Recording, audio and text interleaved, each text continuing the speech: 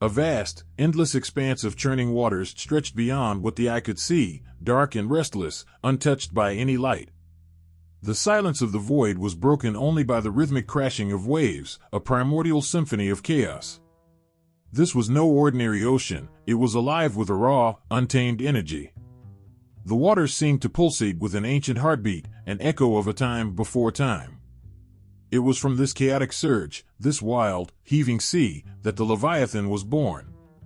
In the beginning, there was no earth to stand upon, no sky to look up to, only the waters, turbulent and free, swirling in infinite motion. And in the heart of this watery chaos, something began to stir. It wasn't born like other creatures, with a mother to guide it or a place to belong. It came forth as a response to the chaos itself, shaped by the storms, the gales, and the unyielding waves. Its form grew vast, its power immeasurable, a creature molded by the rage of waters and the wildness of the elements. The Leviathan was no ordinary beast. Its body shimmered as though woven from the very essence of the sea. Scales, tough and glinting like polished metal, overlapped in perfect formation, each one carrying the glint of the first light that dared to touch the water's surface. Its eyes, fierce and luminous, burned like twin suns caught in a storm. But it was not its size or its strength that marked it as extraordinary, it was the way it seemed to embody something deeper, something untamed and eternal. Leviathan wasn't just of the waters, it was the waters, their force, their fury, and their mystery. There was a legend whispered in the winds that the Creator himself, in shaping the world, had looked upon the waters and seen them teeming with chaos. The Leviathan was his answer, a creature designed to rule the seas and hold their wildness in check. Yet, the creature could not be tamed. Even in its birth, it was defiant, roaring against the heavens, the sound vibrating through the waters and beyond. Its voice was said to be like the clash of waves against ancient cliffs, relentless and powerful. The chaos of its birth wasn't quiet or gentle. The sea roared, the waters twisted in whirlpools, and the skies above thundered as though the heavens themselves feared what was rising below. The Leviathan's emergence was like a storm given form, a manifestation of the wild heart of the ocean. From its great maw came a sound that made the waters tremble, a roar so profound it seemed to speak of the ancient mysteries locked within the deep, secrets too vast for mortal minds to comprehend. It swam through the endless waters, its tail creating waves that reached the edges of the world. With every movement, it claimed its dominion, carving a path of power that no other creature could challenge. The Leviathan wasn't alone in those waters, there were other creatures, some grand and some terrible. But none could match its might, and none dared to challenge its rule. It was the first, the greatest, the undisputed sovereign of the seas. There was a strange beauty in its existence, a magnificence that was both awe-inspiring and terrifying. To see the Leviathan rise was to witness the essence of the untamed. Its massive body would breach the surface, sending plumes of water cascading like waterfalls in the sky. Its roar echoed, a call that seemed to awaken even the sleeping stars. And then it would descend again, disappearing beneath the waves as though it had never been there, leaving behind only a stillness that felt unnatural, a silence that carried its lingering presence. Some say the Creator looked upon the Leviathan with both pride and caution. It was a masterpiece, a testament to his power, but it was also a reminder of the chaos that once reigned before the act of creation. To tame such a beast was impossible, and perhaps it was never meant to be tamed. The Leviathan was a force, wild and pure, a creature that carried within it the memory of a time before order. Even as the waters calmed and the earth began to take form, the Leviathan remained a part of the untamed. It swam in the great waters, a sentinel of chaos, a reminder of the power that lay beneath the surface. It was not an enemy of creation, but it was not a servant of it either. It simply existed, vast and unyielding, a force that could neither be controlled nor ignored. In the timeless dance of the seas, the Leviathan roamed, its movements like the strokes of a painter across the canvas of creation. It carried with it the memory of storms, the rage of the waves, and the power of the waters. Those who dared to imagine its birth spoke of it with reverence and fear, for the Leviathan was not just a creature, it was a living testament to the untamed, a being that held within it the essence of chaos, the whisper of the waters, and the roar of the untamable wild. The winds howled over the ancient waters, carrying the cries of 1,000 stories etched in the sands of time. In the lands of the Near East, under skies lit by stars that seemed to hum with forgotten songs, whispers of a great beast rippled through the hearts of those who dared to listen. The Leviathan was not alone in the annals of myth. Its name, its power, and its essence echoed across cultures, merging with tales of other monsters that prowled the seas and skies. In Ugarit, an ancient city near the edge of the roaring Mediterranean, priests and poets sang of Leviathan, a serpent of unfathomable size and strength. The creature writhed in their hymns, its body coiled around the world like a relentless storm. Leviathan was not merely a beast, it was chaos incarnate, a writhing mass of scales and fangs born from the watery void. It is said that Leviathan's 7 heads could strike terror into the bravest hearts, each one snapping and hissing with venomous rage. And yet, there was beauty in its monstrousness, a terrible grandeur that made the earth tremble at its name. The gods themselves quaked in the face of Leviathan's fury. Baal, the storm god, rose as a champion among them. Armed with a lightning spear and driven by an unshakable will, he stood before the serpent as the waves raged and the winds howled. The clash of these titans was said to shake the heavens. Leviathan thrashed, its coils churning the seas into mountains of water, its roar echoing like thunder across the ages. But Baal, relentless as the storm he commanded, struck the beast down, shattering its power and scattering its essence into the waves. The story did not end there. Leviathan's death was not merely a triumph of order over chaos, it was a transformation. The Ugaritic poets whispered that Leviathan's essence seeped into the waters, forever changing them, leaving behind a memory of its vastness, its strength, and its unyielding defiance. In the shadows of their temples, beneath flickering torches, the people spoke of the serpent with a strange mixture of fear and reverence. But Leviathan was not the only shadow in these ancient waters. Across the lands, stories of other sea monsters emerged, each one unique yet eerily connected. In Babylon, there was Tiamat, a goddess of the primordial ocean, a dragon whose form embodied the chaos of the waters. She was said to be vast beyond comprehension, her wings spanning the heavens, her jaws capable of swallowing the stars. Like Leviathan, Tiamat was met with resistance. Marduk, the hero of Babylonian myth, rose to confront her, wielding a net and a blade forged by the gods. The battle was fierce, each strike resonating like the hammering of creation itself. When Marduk triumphed, he split Tiamat's body to create the heavens and the earth, her lifeblood flowing to shape the rivers and seas.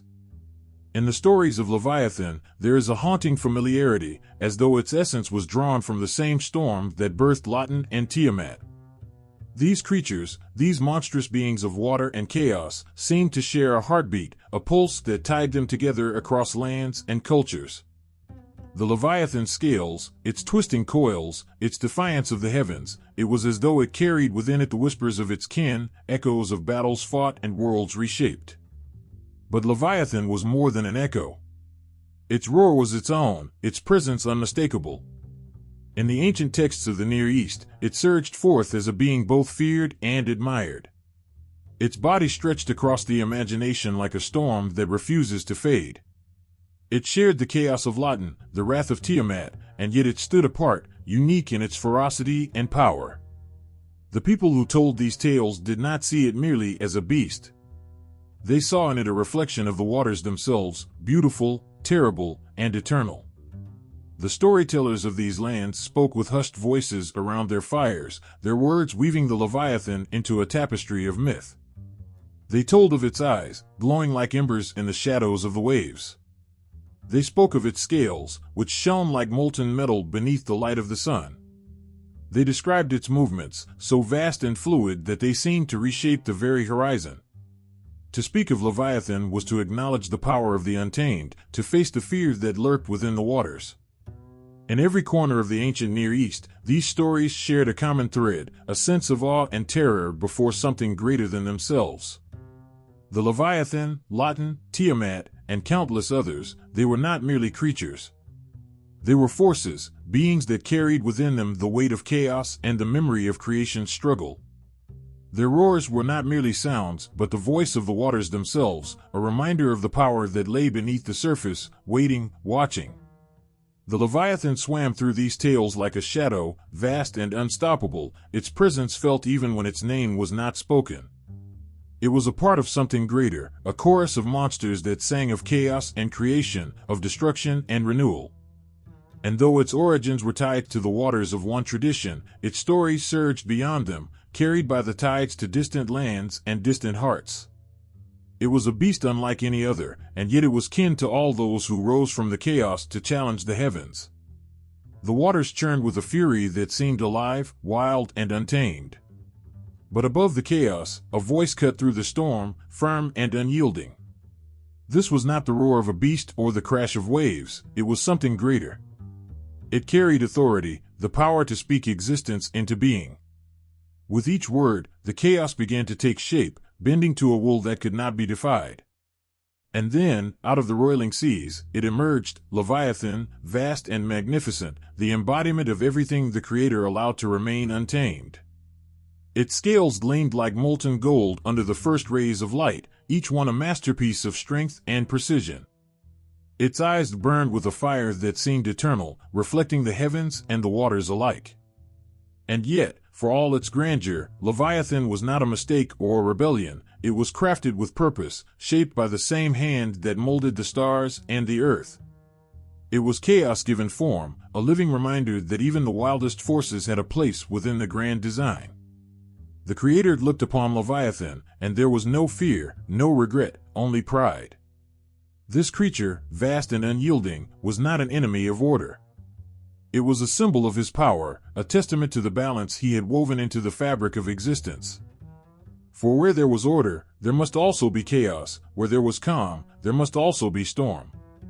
Leviathan was not outside of creation, it was at its heart, a force that roamed the waters but answered, ultimately, to the voice of the one who had called it into being. Leviathan's relationship with its maker was unlike that of any other creature. It was neither submissive nor defiant. It existed in a delicate tension, a dance of power and purpose. The beast roared, its voice a symphony of thunder and waves, a sound that seemed to shake the heavens themselves. Yet even in its fiercest moments, there was an unspoken truth: it could not exist without the Creator. Its strength, its freedom, its very being depended on the will of the one who had shaped it from the chaos. In the vastness of its existence, Leviathan was both a challenge and a testament.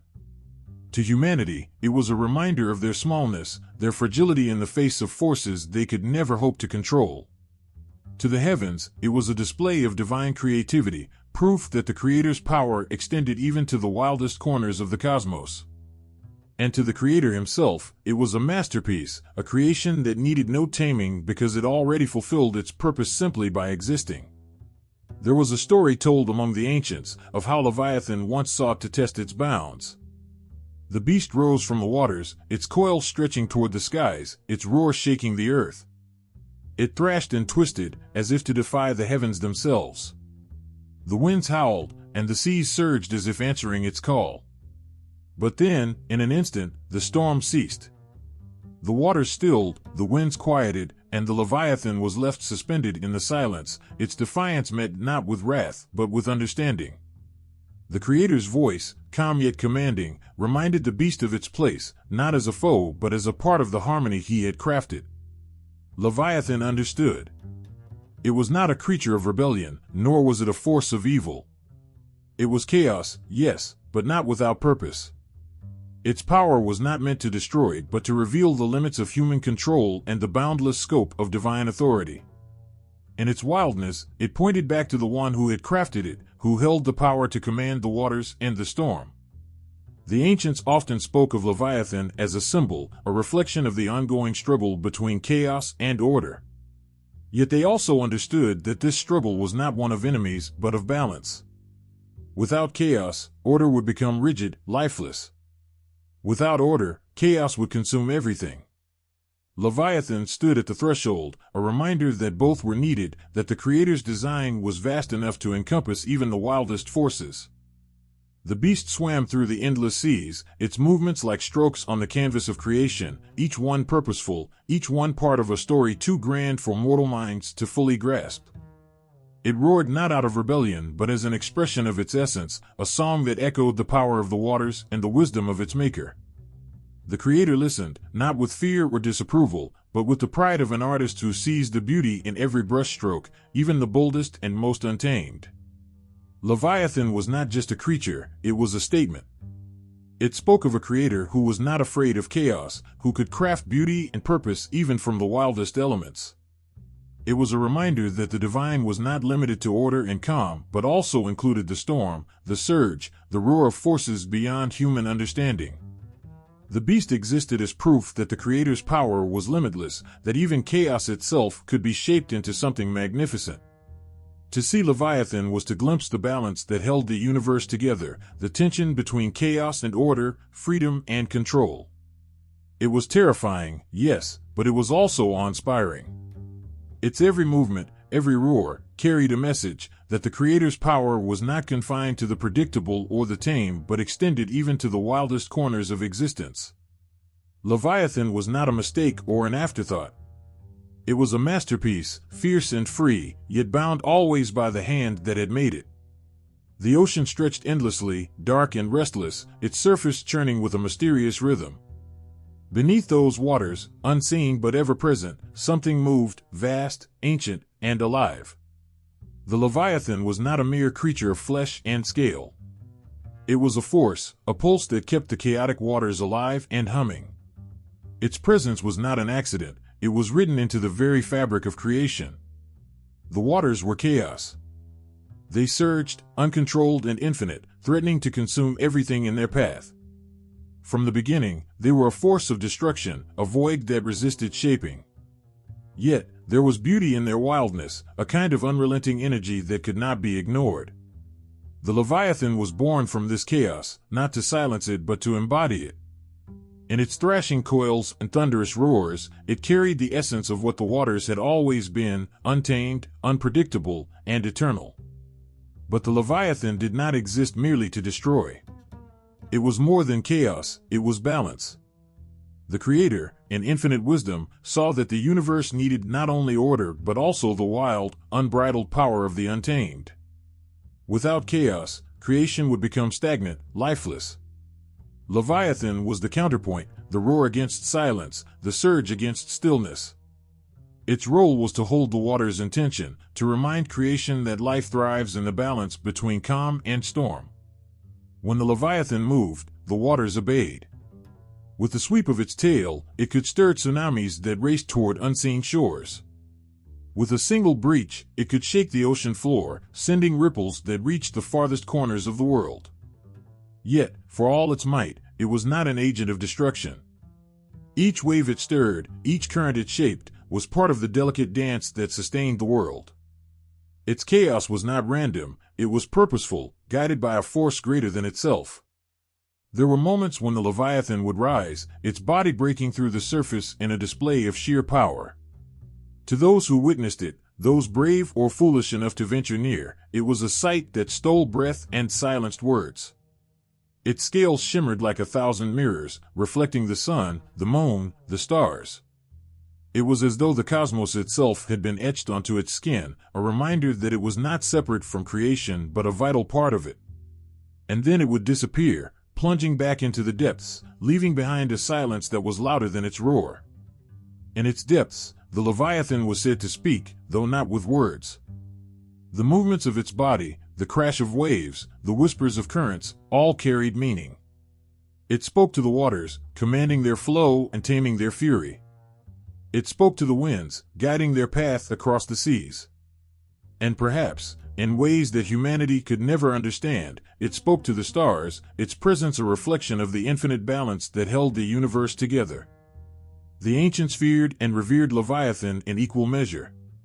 To them, it was the guardian of the chaotic waters, the keeper of forces that could not be controlled. They saw it as both protector and destroyer, a being that could unleash chaos but also hold it in check. The Leviathan was not their enemy, it was their reminder. It showed them that creation was not a finished masterpiece but an ongoing symphony, one that required both harmony and dissonance. Some whispered that Leviathan's role was not limited to the seas. They said it carried within it the memory of chaos itself, a piece of the void that had existed before the world took form. It was a tether to the wildness that once ruled, a connection to the raw energy that had shaped mountains, carved valleys, and filled the oceans. Without Leviathan, they said, that memory might be lost, and with it, the balance that kept the world alive. Yet, for all its grandeur, Leviathan was not invincible. Its strength came from its purpose, from the role it played within the Creator's design. Without that purpose, without the balance it maintained, it would fade, its power reduced to mere thrashing in the dark. But as long as the waters surged, as long as the winds howled and the earth stood firm, Leviathan would endure. Its roar would echo through the seas, its presence a testament to the Creator's wisdom in weaving chaos and order together. Leviathan's role in the cosmos was not one of dominance, but of harmony. It did not seek to conquer the waters or subdue them. Instead, it danced with them, shaping their currents and guiding their tides. It was a symbol of chaos, yes, but also of the balance that chaos brought to creation. It was proof that even the wildest forces could have meaning, that even the most untamed waters could find their place in the grand design. The Leviathan swam on, a shadow in the vastness, its every movement a reminder of the forces that shaped the world. It carried chaos within it, but it also carried purpose. And as the waves rose and fell, as the winds whispered and the stars watched, it fulfilled its role, timeless and unyielding, a creature born of the waters and bound to the balance of creation. The earth quaked with a rumble that seemed to rise from its very core. Mountains stood as silent witnesses, their peaks brushing the heavens, while rivers carved paths in tribute to something ancient and unyielding. Beneath the surface, where roots grasped for strength and stones bore the weight of time, another force stirred, immense, immovable, and alive. Behemoth, the beast of the land, moved with a majesty that defied comprehension. Its every step was a declaration, its presence a counterbalance to the roaring chaos of the sea. If Leviathan was the wild, thrashing fury of the waters, Behemoth was the steady, unrelenting power of the earth. It embodied the strength of stone and soil, the weight of foundations that held the world firm against the tides of disorder. Together, these two were not rivals but counterparts, a reflection of the Creator's profound wisdom in shaping forces so different yet so perfectly aligned. Behemoth's form was both terrifying and awe-inspiring. It towered over the land, its massive frame shrouded in sinew and strength. Its hide, thick and unyielding, shimmered faintly in the sunlight, as though the very dust of the earth clung to it in reverence. Its limbs, as sturdy as ancient trees, moved with a deliberate grace, each step a testament to its mastery over the terrain. And its eyes, those deep, endless pools, held an understanding that seemed older than the mountains themselves. When Behemoth stood still, the world seemed to pause with it. The winds calmed, the rivers slowed, and even the smallest creatures halted their scurrying, as if acknowledging the presence of something sacred. But when it moved, the earth responded. Grass bent under its shadow, and the ground trembled with a reverence that no human words could capture. Behemoth was not merely a creature of the land, it was the land, given breath and purpose. Leviathan and Behemoth were two sides of the same coin. Where one roared with the untamed chaos of the seas, the other stood as a monument to the unyielding strength of the earth. Together, they formed a balance, a duality that defined creation itself. The waters surged against the shores, testing the limits of their reach, but the land held firm, guided by Behemoth's steady presence. It was not a battle but a dance, each force pushing and pulling in harmony, neither seeking to conquer the other. There was an ancient tale whispered among those who dared to ponder such mysteries. It spoke of a day when Leviathan and Behemoth would meet, not as adversaries but as equals. The sea would rise to greet the land, and the two forces would stand together at the edge of the world. Leviathan, with its scales that reflected the chaos of the cosmos, would roar, its voice carrying the weight of the oceans. Behemoth would answer, its silence more powerful than any sound. In that moment, the universe would hold its breath, witnessing the unity of forces that had shaped it from the beginning. The bond between Leviathan and Behemoth was more than just a balance of land and sea. It was a reflection of the Creator's ability to hold opposing forces in harmony. the wild and the steadfast, the chaotic and the immovable, they were not enemies but partners, each fulfilling a purpose that the other could not. Their existence was a reminder that creation was not a struggle between opposites, but a collaboration, a symphony where every note, whether soft or thunderous, had its place. Behemoth, like Leviathan, was a creature of divine purpose. Its role was not to dominate but to embody. It did not seek to rise above the land, but to become one with it, to stand as a guardian of the foundations that held the world steady. Its breath carried the scent of earth after rain, a reminder of the life that sprang from the soil. Its movements, slow and deliberate, mirrored the rhythms of the seasons, the cycles of growth and decay that sustained all living things. And yet, for all its stillness, Behemoth was no less powerful than its counterpart in the sea. Its strength was not in speed or fury but in endurance. It could not be moved or swayed, its will as unyielding as the mountains. It stood as a silent challenge to all who would attempt to disrupt the balance, a force that could not be ignored. When the winds howled and the seas rose, Leviathan answered with a roar that shook the heavens. But when the ground quaked and the mountains groaned, Behemoth responded with a silence that spoke volumes. Together, their presence was a testament to the Creator's ability to weave order and chaos into a single tapestry, each thread essential to the whole.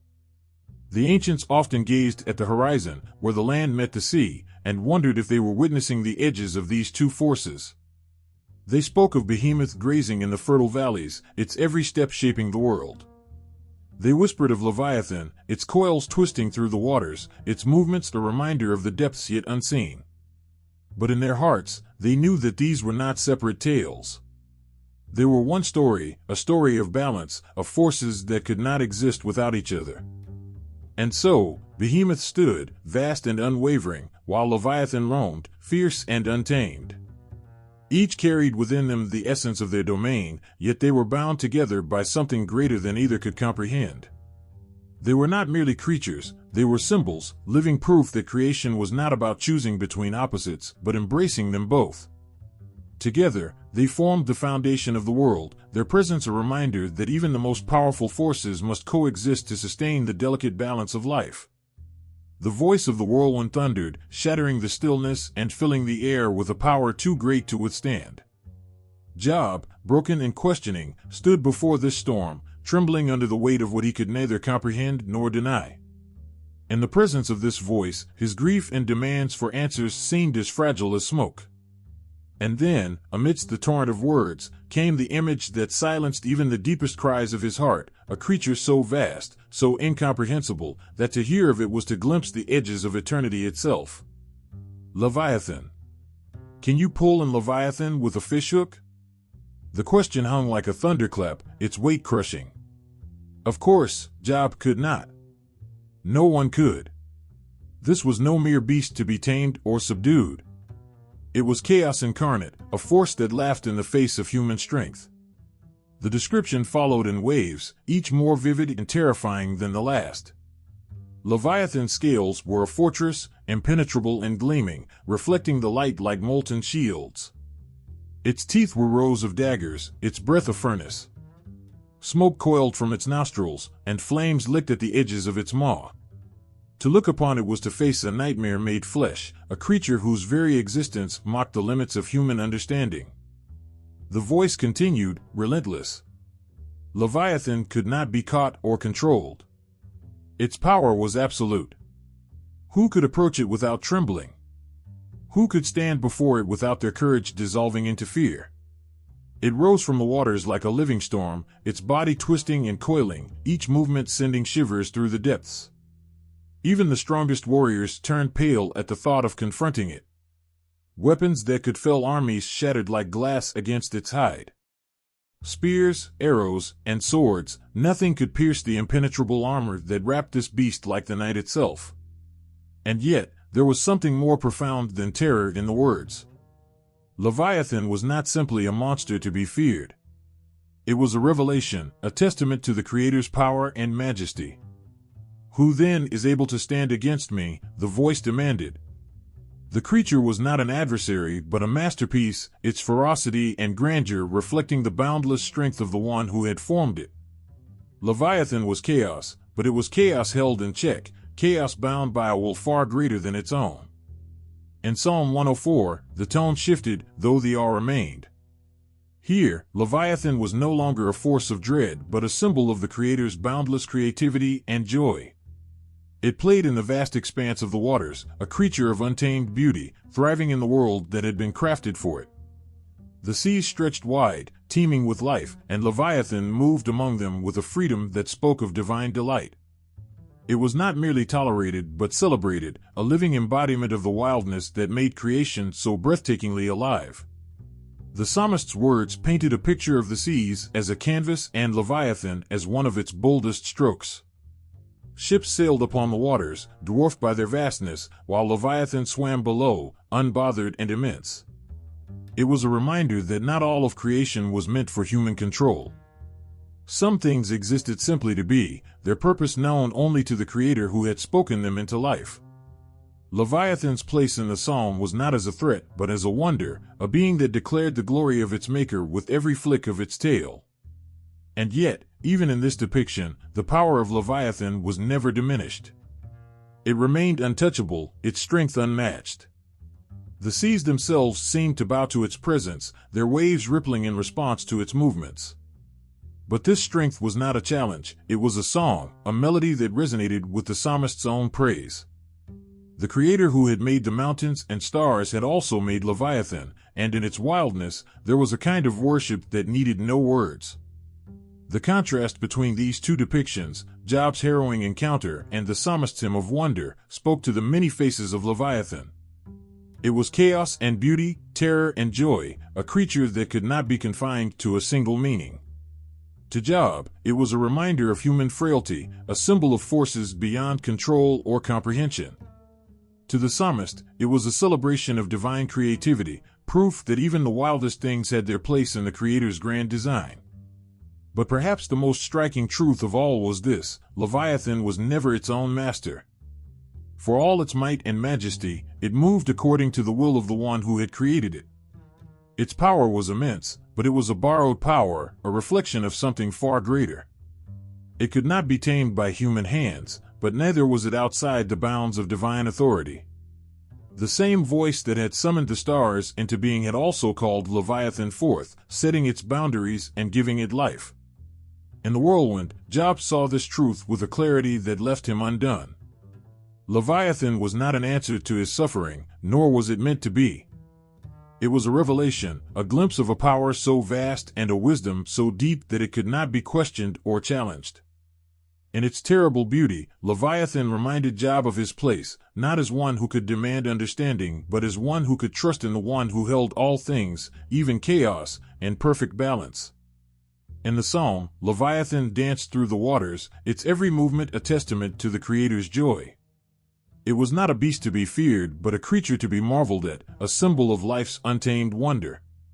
And though the psalmist's tone was softer, the truth remained the same: Leviathan belonged to the Creator, and in that belonging, it found its purpose.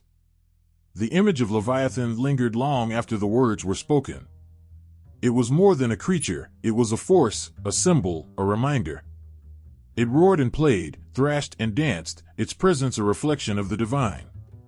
And in its scales and fire, in its strength and freedom, there was something that spoke to the deepest parts of the human soul, something wild, something sacred, something eternal.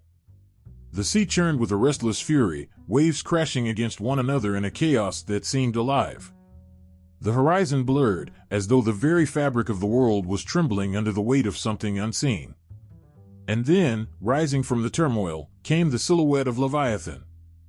It moved with a dreadful majesty, its serpentine body gliding through the waters as if it owned them. Its eyes glowed with a malevolence that chilled the soul, and in its presence, the air seemed to thicken, heavy with an ancient dread. To many, Leviathan was more than just a creature. It was a symbol of everything humanity feared but could not control. In the flickering light of ancient fires, its name was whispered not just as a beast but as a manifestation of evil itself, a reflection of the chaos that lurked within the human heart. Theologians and poets saw in its coiling form the shadow of something darker, something far more insidious than scales and teeth. Leviathan was the embodiment of rebellion, the face of sin and Satan's cunning. The imagery was unmistakable. Satan, the great deceiver, was often described as a serpent, a creature that slithered with quiet, calculated malice. And Leviathan, twisting through the waters with an unstoppable power, mirrored this same defiance. Its scales, impenetrable and gleaming, seemed to mock vulnerability, its breath of fire a taunt against the purity of creation. It was a creature that thrived in the depths, far from the light, in a realm where chaos reigned supreme. Leviathan's movements were fluid but unrelenting, like the sins that creep into the soul unnoticed, only to take root and grow. It was a force that could not be easily battled or subdued. In its wake, there was destruction, waves crashing, shores eroding, and the waters left scarred by its passage. And yet, its power was seductive. To watch it was to feel a pull, a strange allure that whispered of freedom in chaos, of power in destruction. It was a lie, but one so enticing that it was hard to resist. In theological thought, Leviathan became an image of Satan's greatest weapon, pride. Like the creature itself, pride twists and turns, weaving through the soul and convincing it of invincibility. The beast's scales were described as locked so tightly together that not even air could pass through. What better image for a heart hardened by pride, closed off from grace and impenetrable to the voice of truth? Leviathan's defiance was not just physical, it was spiritual. It stood as a challenge to God's order, a reminder of what happens when creation turns against its creator. But it wasn't just pride. Leviathan also symbolized the destruction that sin leaves behind. Its fire-breathing mouth painted a vivid picture of wrath, a rage that consumes everything in its path. Its movements through the waters mirrored the way greed and envy ripple outwards, spreading harm far beyond their source. The beast didn't need to speak to make its presence known. Its very existence was a declaration, a refusal to be tamed, a mockery of all that was good and orderly. There were whispers that Leviathan, in its fiercest form, represented Satan's role as the accuser.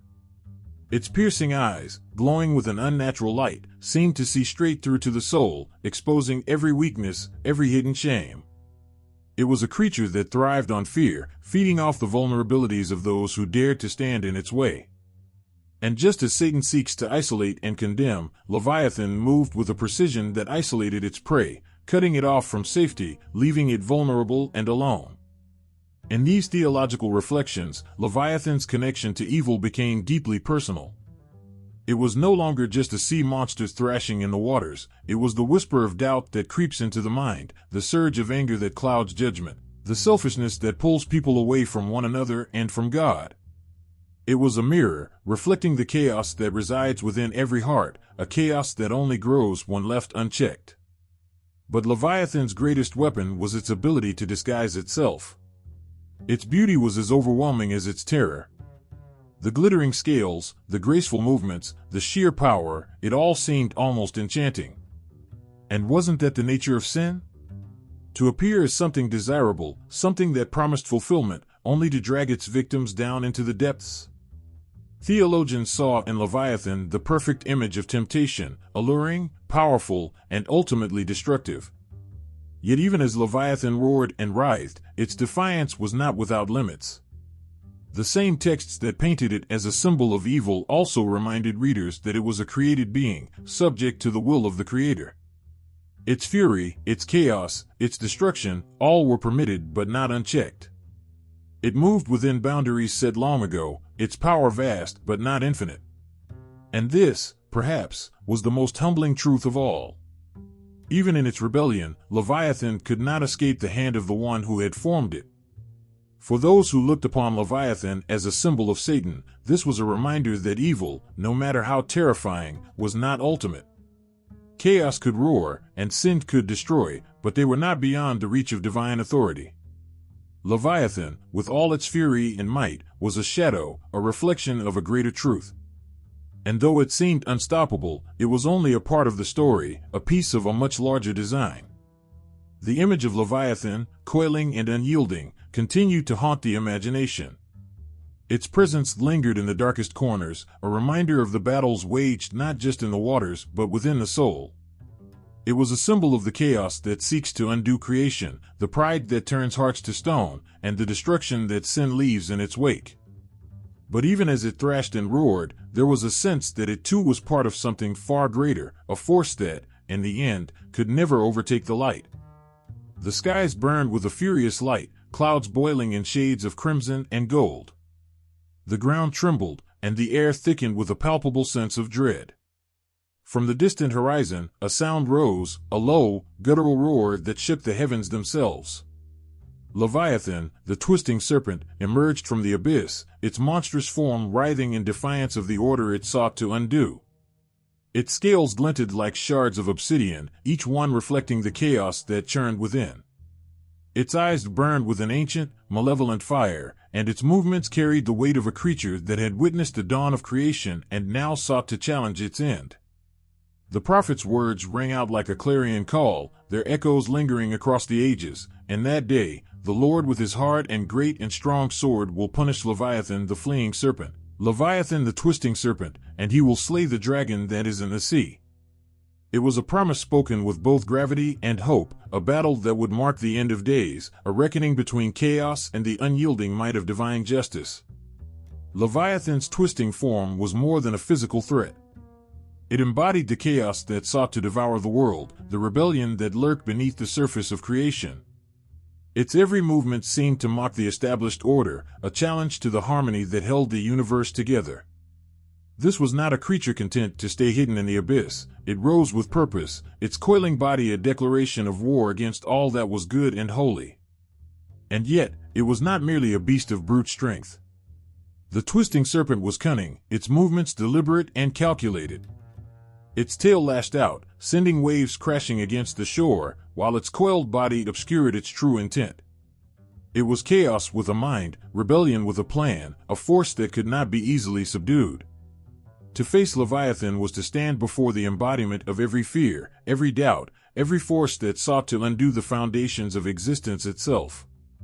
But Leviathan was not invincible. The prophet spoke of a sword, one unlike any crafted by human hands. It was hard, great, and strong, a weapon forged in the fires of divine purpose. This sword was not merely a tool of destruction, it was a symbol of ultimate authority, of a power that no chaos could withstand. As the serpent thrashed and writhed, the sword descended, its blade cutting through the darkness like a lightning bolt splitting the sky. Each strike was a declaration, a reminder that even the most fearsome forces of rebellion were no match for the will of the Creator. Leviathan's defeat was not just an act of violence, but a moment of profound transformation. The chaos it represented was not merely destroyed, it was subdued, its power stripped away, and its defiance silenced. The world, once trembling under its shadow, stood still as the serpent fell. The waters it had stirred so violently began to calm, their surface reflecting the heavens once more. The earth, scarred by its rebellion, began to heal. But the serpent's fall was more than a victory, it was a testament. It declared that no force of chaos, no rebellion, no twisting serpent could ever truly undo the Creator's design. Leviathan's defeat was not just a moment in time, it was the fulfillment of a promise, a glimpse into the ultimate triumph of order over chaos, of light over darkness. The scene was etched into the fabric of apocalyptic hope, a vision that resonated with those who yearned for justice and feared the chaos that loomed at the edges of their world. Leviathan's coiled body, so fearsome and seemingly unstoppable, became a symbol of all that opposed the divine will, a symbol that was ultimately cast down by a power far greater. Even as the serpent's form sank back into the waters, its defeat lingered as a warning and a comfort. For those who sought to challenge the Creator's authority, it was a reminder of the futility of rebellion. But for those who trembled in the face of chaos, it was a promise, the twisting serpent would not have the final word. The sea roared with a sound that seemed to come from the beginning of time. Waves, massive and unrelenting, crashed against each other as if battling for dominion. The horizon was a restless, heaving line, a reminder of forces too vast and wild to be tamed. There was no comfort in its rhythm, no solace in its expanse, only the relentless churn of chaos. The waters seemed alive, their endless motion a symbol of disorder, untamed and unyielding. To the ancient mind, the sea was not just water, it was a force, a power that defied control. It was the unknown, the abyss where light struggled to reach, where no boundaries existed. It was chaos itself, a gaping maw threatening to consume the ordered world. And from these restless waters, Leviathan emerged, its form as wild and untouchable as the sea it inhabited. Leviathan was not merely a creature of the sea, it was the sea's very embodiment. Its movements mirrored the waves, twisting, surging, unrelenting. Its scales shimmered like the shifting surface of the water, reflecting light in fragmented shards.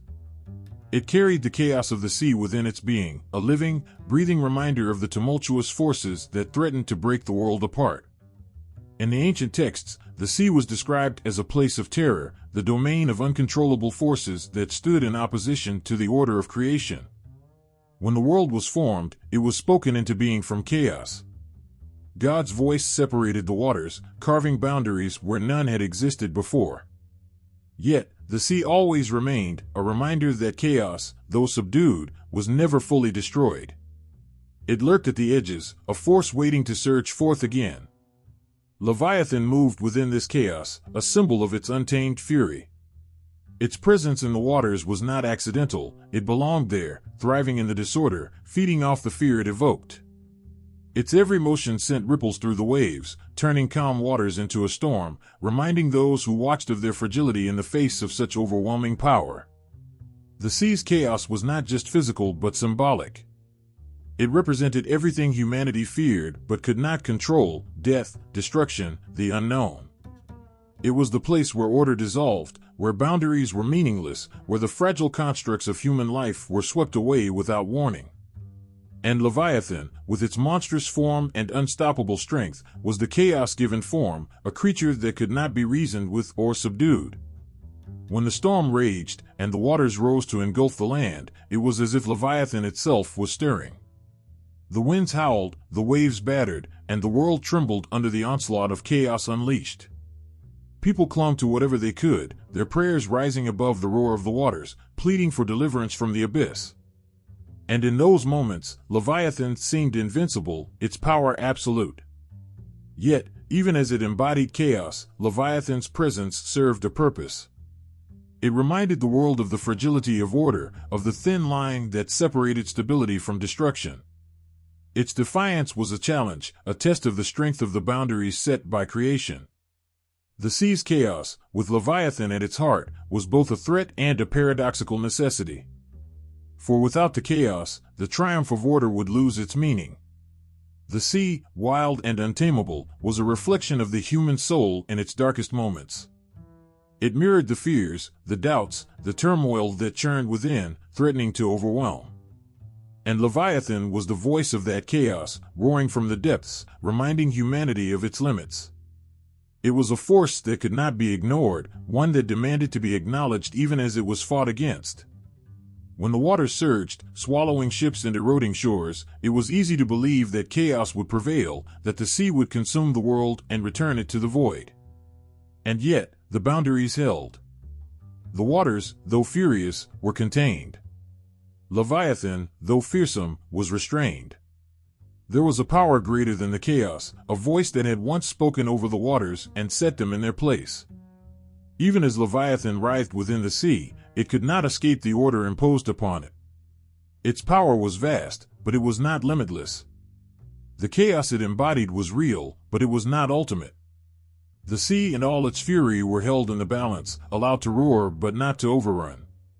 The image of Leviathan in the waters was haunting, a reminder of the chaos that lurked both within and without. It was a force that demanded respect, a power that could not be dismissed. But even as it thrashed and roared, its presence spoke of something greater, a balance that held the world together, even in the face of chaos. The roar of the sea was deafening, its waves crashing with relentless fury against unseen barriers. Shadows writhed beneath the surface, twisting and coiling like dark omens. Leviathan surged forth, its body a mountain of scales, its eyes burning with untamed defiance. The very air seemed to tremble as the beast rose, its roar splitting the heavens. It was chaos incarnate, unbound and furious, a creature that no mortal force could hope to contain. And then, a voice. Not a scream or a shout, but a voice steady and unyielding, cutting through the cacophony. It was neither hurried nor strained, but carried the weight of eternity itself. The sound alone stilled the raging waters, as though the very sea recognized its authority. Leviathan froze, its mighty coil stiffening, its roaring halted mid-breath. The beast, so accustomed to terrorizing, seemed for the first time to sense fear. This was no ordinary confrontation. Leviathan, born of chaos, thrived in rebellion, yet now stood face to face with the one who spoke it into existence. The Creator, the source of order and power, did not come with nets or weapons forged by human hands. Instead, he brought only his will, and it was more than enough. Leviathan lashed out, its massive tail sending waves towering into the skies, the force enough to crush mountains. Yet the waves broke harmlessly, as if striking an invisible wall. The beast writhed, twisting its massive form in defiance. Its jaws, lined with teeth sharp enough to rend the strongest armor, snapped in fury, but it bit only empty air. It was a display of power, raw and unfiltered, and yet utterly futile. For every thrash, every roar, the response was the same: silence, calm, and unshakable authority. Leviathan's strength was undeniable, but it was like the strength of a child throwing itself against a stone wall. There was nothing it could do to shake the power that stood before it. The scene was not a battle of equals. Leviathan was immense, fearsome, seemingly indomitable, but it was still a creation. Its rebellion was allowed only because its creator permitted it. The moment the Creator chose to act, Leviathan's power was stripped away as easily as a flame snuffed out between two fingers. With a mere gesture, the beast was subdued. Its mighty form, which had once caused entire nations to tremble, was now brought low, its coils slackened, its head bowed.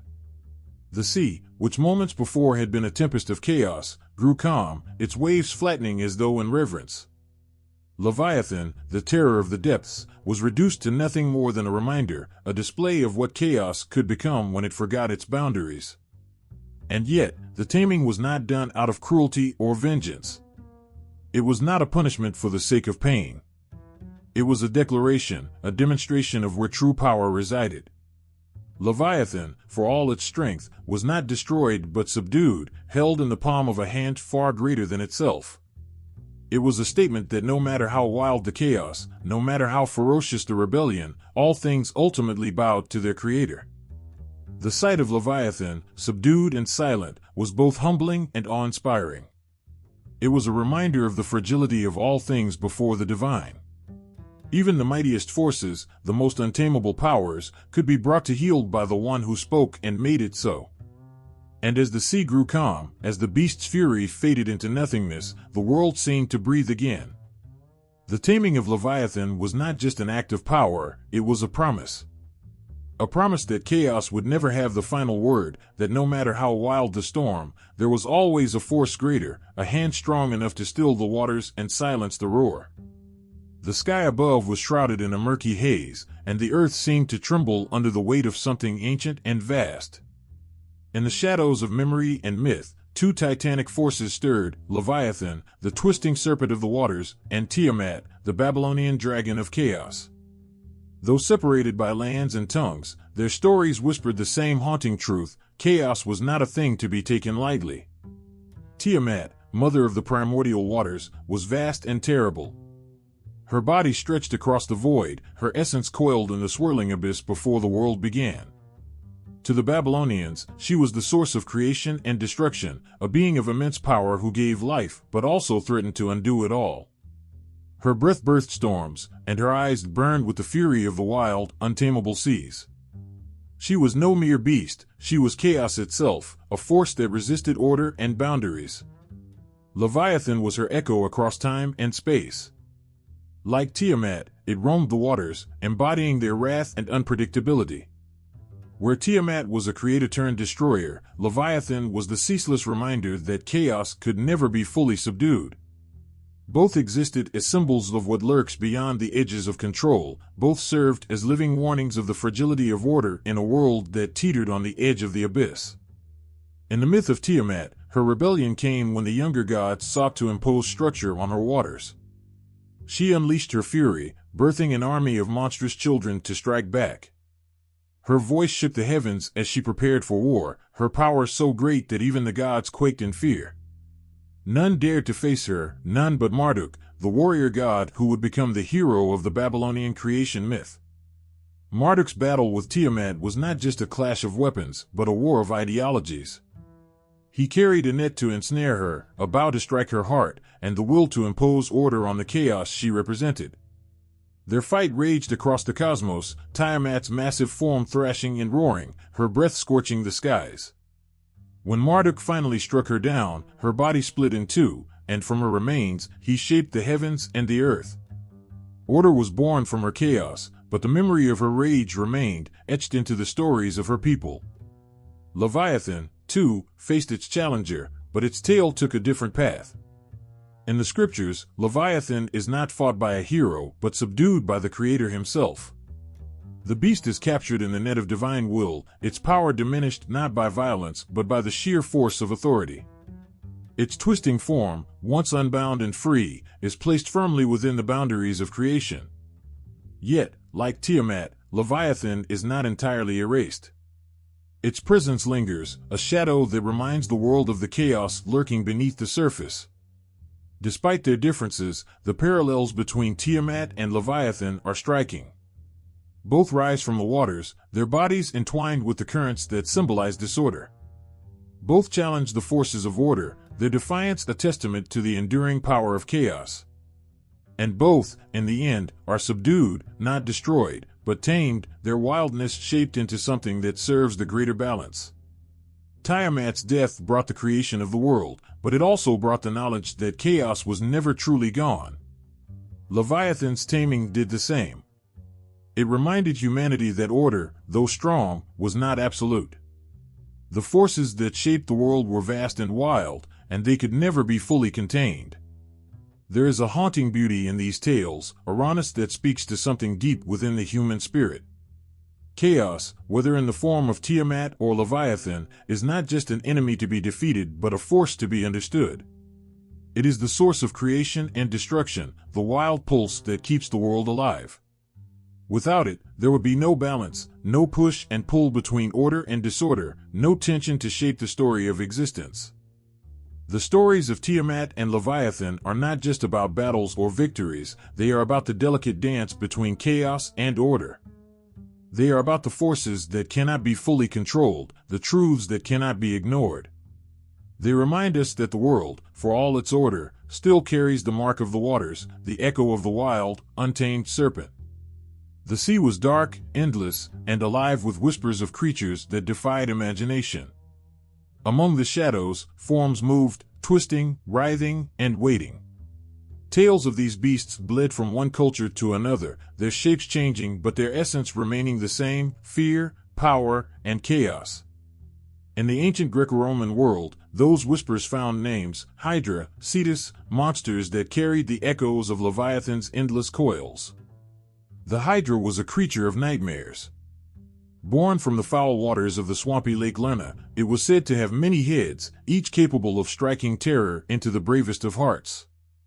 The beast was not merely fearsome but near immortal, for every head severed gave rise to two more.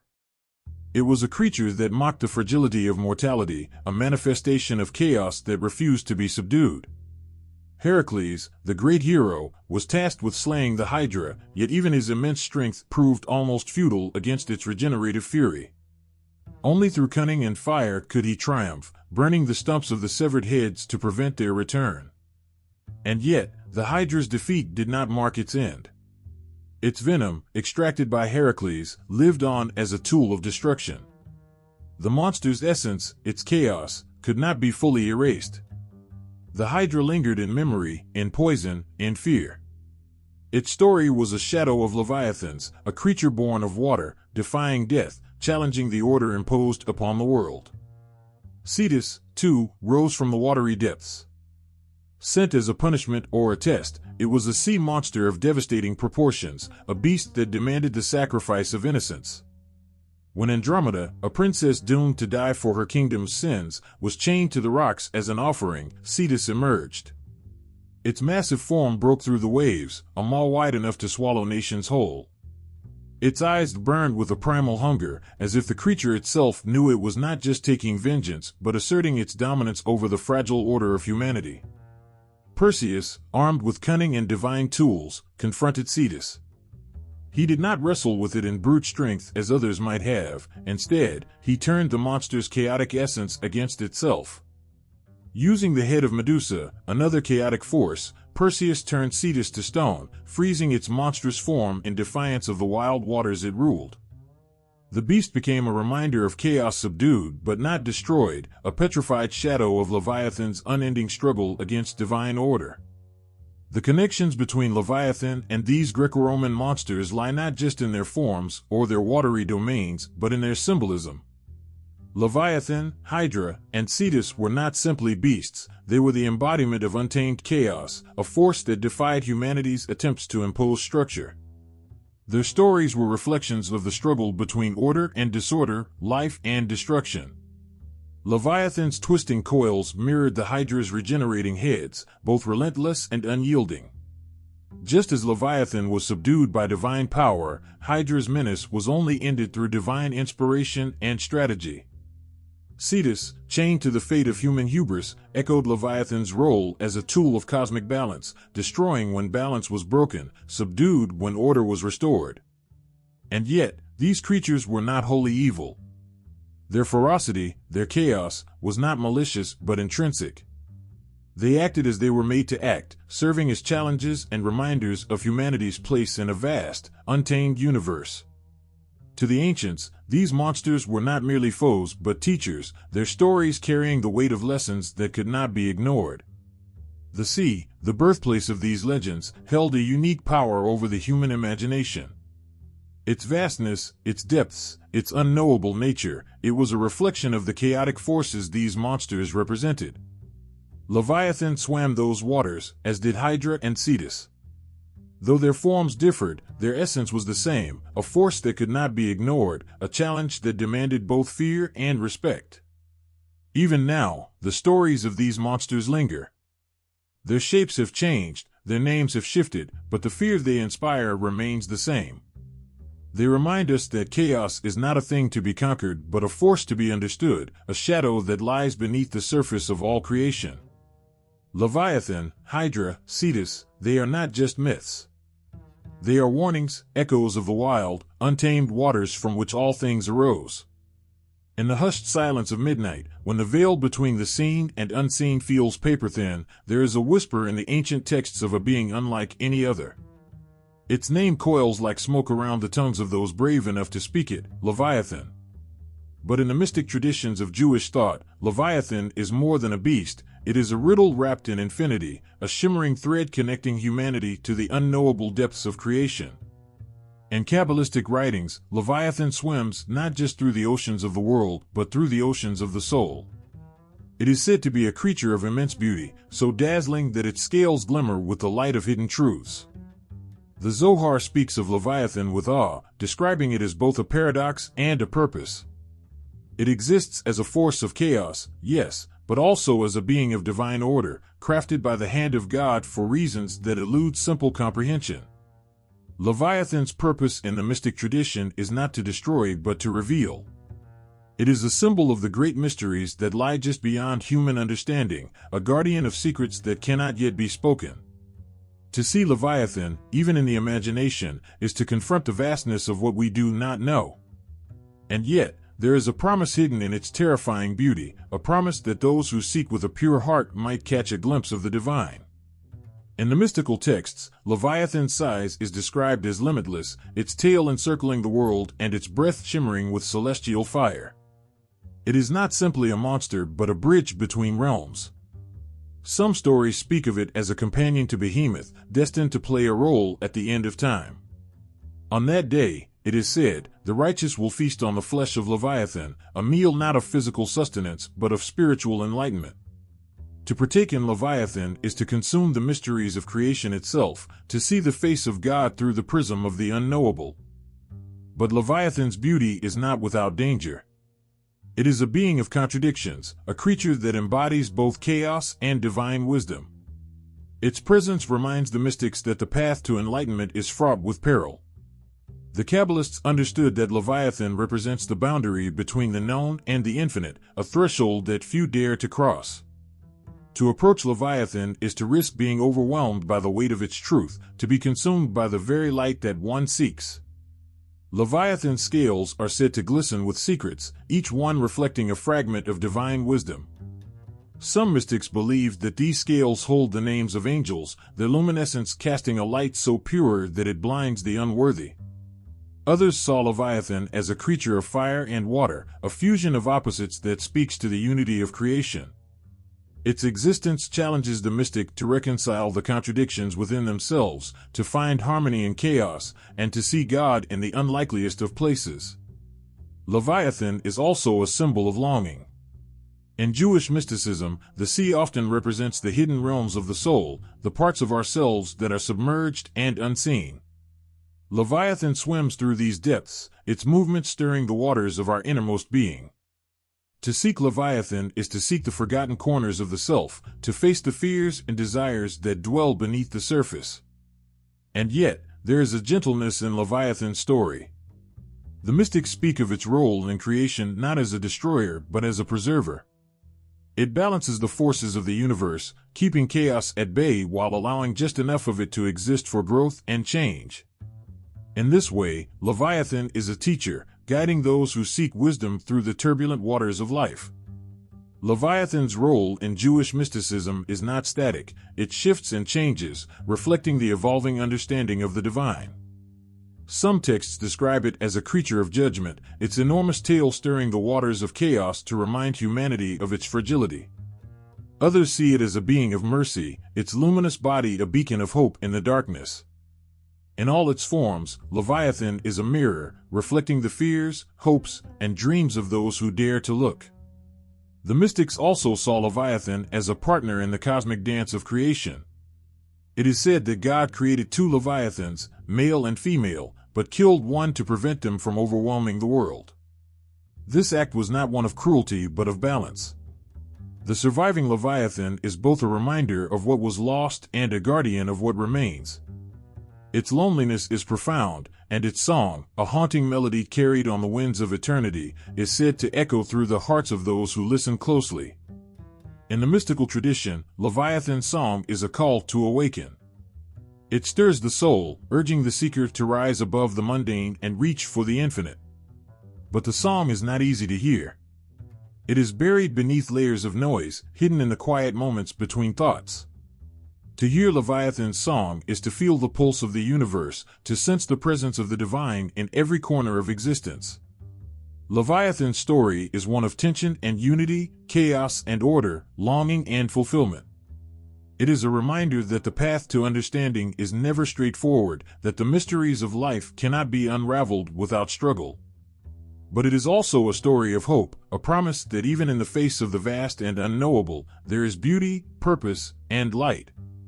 Through the lens of Jewish mysticism, Leviathan is more than a creature. It is a testament to the power of the unknown, a symbol of the infinite possibilities that lie beneath the surface of existence. Its presence stirs the waters of the soul, challenging and inspiring those who seek to understand the divine. And in its endless coils, its shimmering scales, its haunting song, Leviathan holds the key to truths that words cannot contain. Under the dim light of a restless moon, the ocean becomes a shadowy expanse, endless and alive. The surface ripples with whispers of the unknown, and beneath it, ancient tales tell of creatures whose names invoke fear and wonder. Across cultures, across centuries, humans have peered into the abyss and seen more than water. They have seen monsters, vast and unfathomable, embodying the power and mystery of the sea. In Norse mythology, the great Jormungandr, the world serpent, coils around the earth, a silent guardian and a harbinger of chaos. It is said to be so immense that it encircles Midgard, biting its own tail and a haunting symbol of eternity. The very thought of its scales brushing against the land conjures shivers, for when Jormungandr releases its tail, the end of the world will come. It is both a creature of terror and a piece of fate itself, its presence woven into the fabric of existence. Sailors whispered prayers to avoid its wrath, the waves trembling as if the beast itself stirred beneath their ships. To the Polynesians, the seas are home to Kanaloa, a god of the ocean, often envisioned as a gigantic squid or octopus. Its long, sinuous arms were said to reach up from the depths to drag the unwary into the cold embrace of the sea. In these islands, Kanaloa is not just a destroyer but a teacher, a being that commands respect for the ocean's power. It reminds those who depend on the waves for their livelihood that the sea is a force that cannot be tamed or taken lightly. In Japan, there are whispers of the Yumabozu, ghostly sea spirits that rise without warning. Their enormous forms, dark and featureless, loom over terrified sailors, demanding sacrifices to ensure safe passage. To see in Yumabozu is to be gripped by the very essence of fear, a reminder that the ocean does not forgive arrogance. Their stories live in the hearts of fishermen who gaze too long at the horizon, wondering what may rise from the waters in the night. The Greek myths speak of Scylla and Charybdis, twin horrors that lurk in the Strait of Messina. Scylla, a grotesque monster with multiple heads, devours sailors who stray too close to her rocky lair.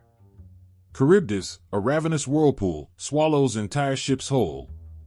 These creatures are more than hazards, they are metaphors for the dangers of navigating life's most treacherous passages. Yet, their legend remains visceral, terrifying in its immediacy. To hear the howling of Scylla or feel the pull of Charybdis is to confront the raw, unyielding cruelty of the sea. In Hindu tradition, the Makara emerges as a powerful symbol, part crocodile, part fish, and sometimes part elephant. It guards the gates of temples and the thresholds of cosmic realms, a creature both fearsome and sacred. The Makara embodies the dual nature of water, its potential to nurture life and to consume it. Its presence reminds worshippers of the ocean's paradoxical role in creation and destruction. Farther west, the Celtic myths tell of the Seask, a sea maiden with the tail of a salmon. Though beautiful, she is a harbinger of death for those who fail to heed the sea's warnings. Her voice is said to be hypnotic, luring the unwary to their doom. Yet, in her duality, the Seask also offers gifts to those who show her reverence, granting the occasional glimpse of mercy amidst the sea's indifference. In the vast deserts of Arabia, sailors recount tales of Behemoth, a monstrous fish said to support the entire world on its back. This creature, hidden beneath layers of myth and mystery, serves as a foundation for the cosmos itself. It is so immense that its mere existence renders human comprehension feeble.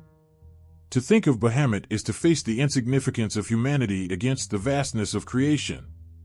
The Inuit people tell of the Kalapalik, a creature that lurks beneath the icy waters, waiting to snatch children who wander too close to the shore. Its green, scaly skin and haunting cries are etched into the minds of those who live near the frigid seas. The Kalapalik is not merely a monster but a warning, a tale told to teach respect for the powerful and unforgiving Arctic waters. In Slavic lore, the Vodianoi dwells in rivers and lakes, a malevolent spirit with a love for drowning the unwary. Its frog-like appearance, tangled in reeds and algae, is both grotesque and pitiful, embodying the murky depths where life and death intertwine. The Vodianoi reflects the dangers of underestimating the water, a force that can provide sustenance but demands caution. Each culture, each myth, crafts its sea monsters with threads of awe and terror, shaping beings that reflect the nature of the ocean itself, unpredictable, boundless, and filled with secrets. Yet, there is a shared understanding in these stories, a recognition of the human need to personify the vastness of the sea. Through these creatures, people confront their fears, their hopes, and their questions about the unknown. The monsters of the world's oceans are more than mere figments of imagination. They are a testament to the power of storytelling, a way to give shape to the unshaped, to wrestle with the fears that rise unbidden when the waves grow wild. Whether as symbols of chaos, protectors of sacred truths, or harbingers of doom, these creatures remind us of the fragility of life in the face of forces far greater than ourselves. In every crash of the surf, in every shadow that dances beneath the waves, there is a hint of these ancient beings. They live in the stories passed down through generations, their names whispered in awe and fear. And as long as the oceans stretch to the horizon, their legends will endure, stirring the hearts of those who gaze into the water and wonder what might lie beneath. A flickering candle cast trembling shadows on the walls of a stone cathedral, where monks bent over illuminated manuscripts, their quills scratching against parchment. The image they drew was both grotesque and mesmerizing, a monstrous serpent, coiled and writhing, its gaping maw consuming the wicked, its scales a prison for sin. Leviathan. It was not merely a creature of legend, but a symbol, a living embodiment of all that pulled humanity into darkness. In medieval Christian thought, Leviathan was no distant myth, it was a force that haunted the soul. In the great works of medieval art, Leviathan appeared as a guardian of hell's gates, a terrifying sentinel that devoured the damned. Its jaws, massive and grotesque, were depicted as the entrance to eternal torment. Stained glass windows, glowing with the light of the divine, told stories where Leviathan represented the abyss that waited for the unrepentant. To stand before such art was to feel the weight of eternity, to sense the unyielding judgment of heaven and the all-consuming chaos of sin. Literature, too, carried Leviathan's shadow. Dante Alighieri, in his Inferno, hinted at its essence, a vast, consuming presence lurking beneath the surface of his allegorical hell. Though not named explicitly, Leviathan's spirit was there, woven into the tapestry of horrors that Dante described. Other medieval texts called it by name, describing it as the snares of the devil, a creature whose very breath enslaved the hearts of men. Leviathan was no mere monster, it was a weapon of darkness, wielded by evil to drag souls into despair. In the theological writings of the time, Leviathan's symbolism was sharpened into a pointed warning. Theologians saw it as a manifestation of pride, that most insidious of sins. Just as Leviathan rose from the chaotic sea, pride was thought to rise within the human heart, swelling and coiling until it consumed its victim. Its scales, described in Scripture as impenetrable, became a metaphor for the stubbornness of sin, a barrier that could only be shattered by divine grace. The Church's teachings used Leviathan to illustrate the spiritual battles that raged within every soul. But amidst the terror, there was also a strange and quiet beauty. Some medieval thinkers saw Leviathan not just as a creature of evil but as a testament to God's power. They believed that if such a beast existed, it was because God had created it and placed it under his command. In this, Leviathan became a paradox, a monster, yes, but one that ultimately served the purposes of the divine. Its very existence was a reminder that nothing, not even the greatest terror, lay beyond the reach of God's authority. In illuminated manuscripts, Leviathan often appeared alongside Behemoth, its terrestrial counterpart, as symbols of duality, sea and land, chaos and stability, sin and redemption. Their images were meticulously crafted, their forms winding through the margins of sacred texts, almost alive with the energy of the stories they carried. To hold such a manuscript was to feel the weight of the centuries, to sense the pulse of faith and fear that shaped medieval thought. The sermons of the time thundered with Leviathan's name. Priests stood before congregations in stone churches, their voices echoing through the vaulted ceilings, warning of the dangers of succumbing to the chaos Leviathan represented. They painted vivid pictures of the beast, its coils tightening around the unrepentant, dragging them into the abyss. Yet they also spoke of hope, of the power of Christ to conquer even the greatest of monsters. In these sermons, Leviathan became a call to vigilance and faith, a reminder that salvation lay within reach if one only turned away from the darkness. The tapestries that hung in medieval halls wove Leviathan into their threads. Its image loomed over scenes of knights battling dragons, its presence a symbol of the eternal struggle between good and evil. To the medieval mind, these depictions were more than stories, they were truths, reminders of the cosmic war that raged beyond the visible world. Leviathan was not just an enemy to be feared, but a challenge to be overcome, a test of courage and faith. Even the architecture of the time seemed to carry whispers of Leviathan. Gargoyles perched on the edges of cathedrals, their grotesque forms echoing the monstrous imagery of the beast. These stone figures, carved with meticulous detail, were both guardians and warnings, staring down at the faithful as they entered the sacred space. Their gaping mouths and twisting forms seemed to say, "Beware the chaos that waits beyond the light." Leviathan's influence extended beyond the church and into the hearts of the people. Fishermen, staring into the endless expanse of the sea, imagined its coils stirring beneath the waves. Farmers, tending their fields far from the shore, still spoke of the creature, its legend carried on the wind. It was a shared fear, a common thread that bound communities together in awe and caution. But Leviathan was not just a creature of fear. For some, it became a symbol of the mysteries of the divine.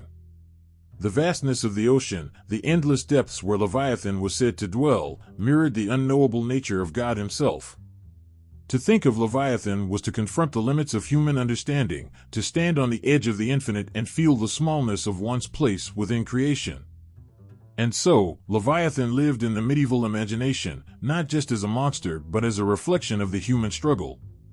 It was chaos and sin, fear and power, judgment and redemption. Its image woven through art, literature, and theology, a constant reminder of the forces that shape the world and the soul.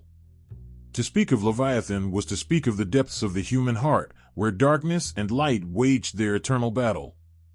It was a story not just of a beast, but of the unyielding hope that, even in the face of the greatest terror, grace would prevail. The sun was setting, casting a golden glow over the horizon, as if the heavens themselves were preparing for a divine celebration.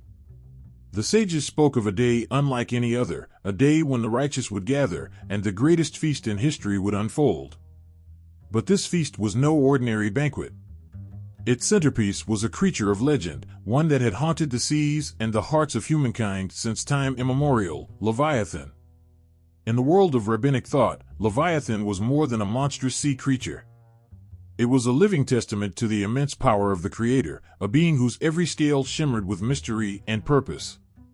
The rabbis imagined a time when this awe-inspiring being, which had once roamed the unfathomable depths, would become a symbol of ultimate victory, its flesh transformed into a meal for the righteous at the end of days. The image of Leviathan, lying subdued and still, its once imposing form now a sign of peace, stirs something profound. It is said that on this day, the very heavens would rejoice. Angels would descend, their voices raised in song, as the faithful, who had endured trials and tribulations, would finally taste the reward of their steadfastness. The banquet would not merely be a feast of flesh, but a celebration of justice, triumph, and divine order restored. The sages described the meal in vivid detail. Leviathan, whose massive body had once been the epitome of chaos and danger, would be prepared with care, its flesh seasoned with spices from the corners of the earth. But it would not be the work of human hands.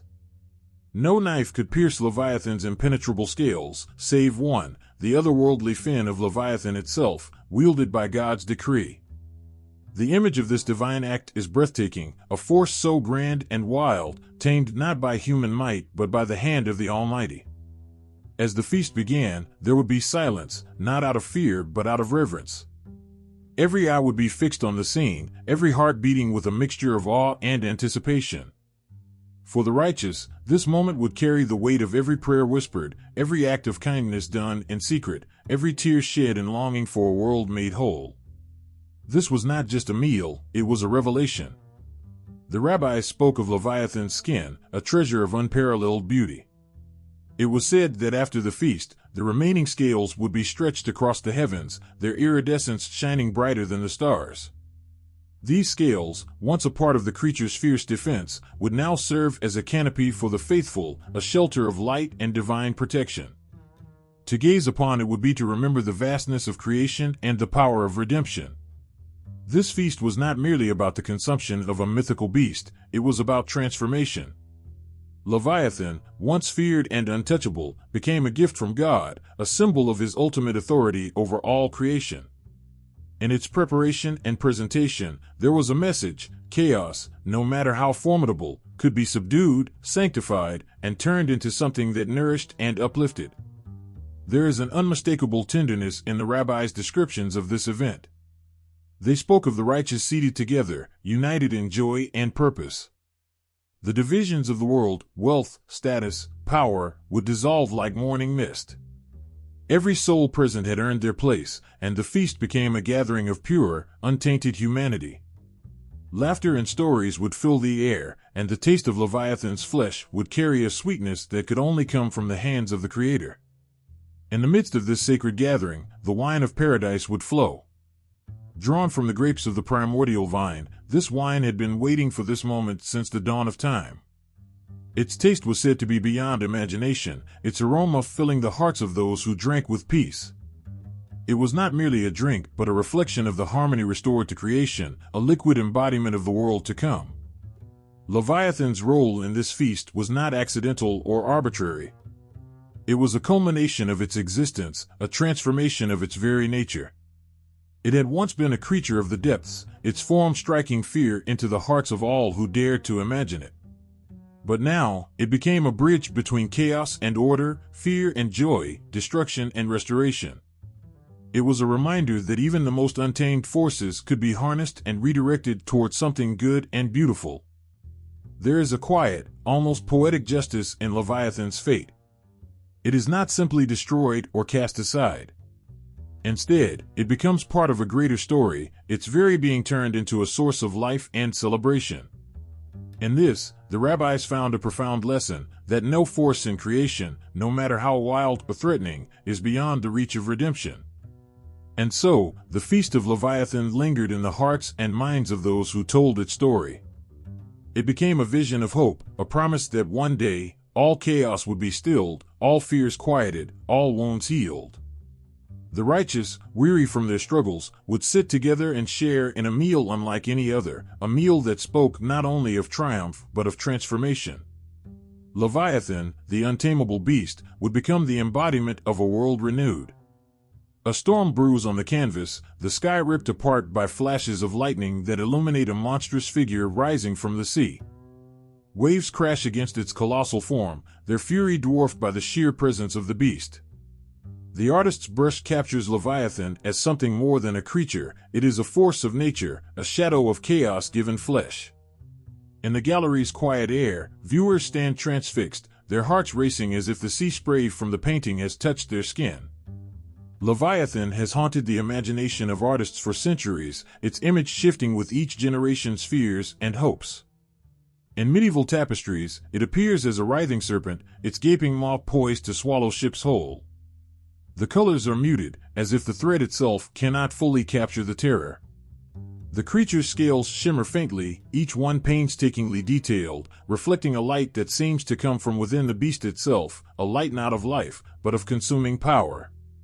In Renaissance depictions, the monster emerges again, tangled in the swirling forms of myth and theology. A battle rages in the foreground as saintly figures confront the creature, their swords gleaming, their eyes burning with divine purpose. Leviathan is painted as a dragon, its wings unfurled like storms, its claws digging into the earth. The struggle feels eternal, as if the moment captured by the painter is not frozen but still moving, a battle without end.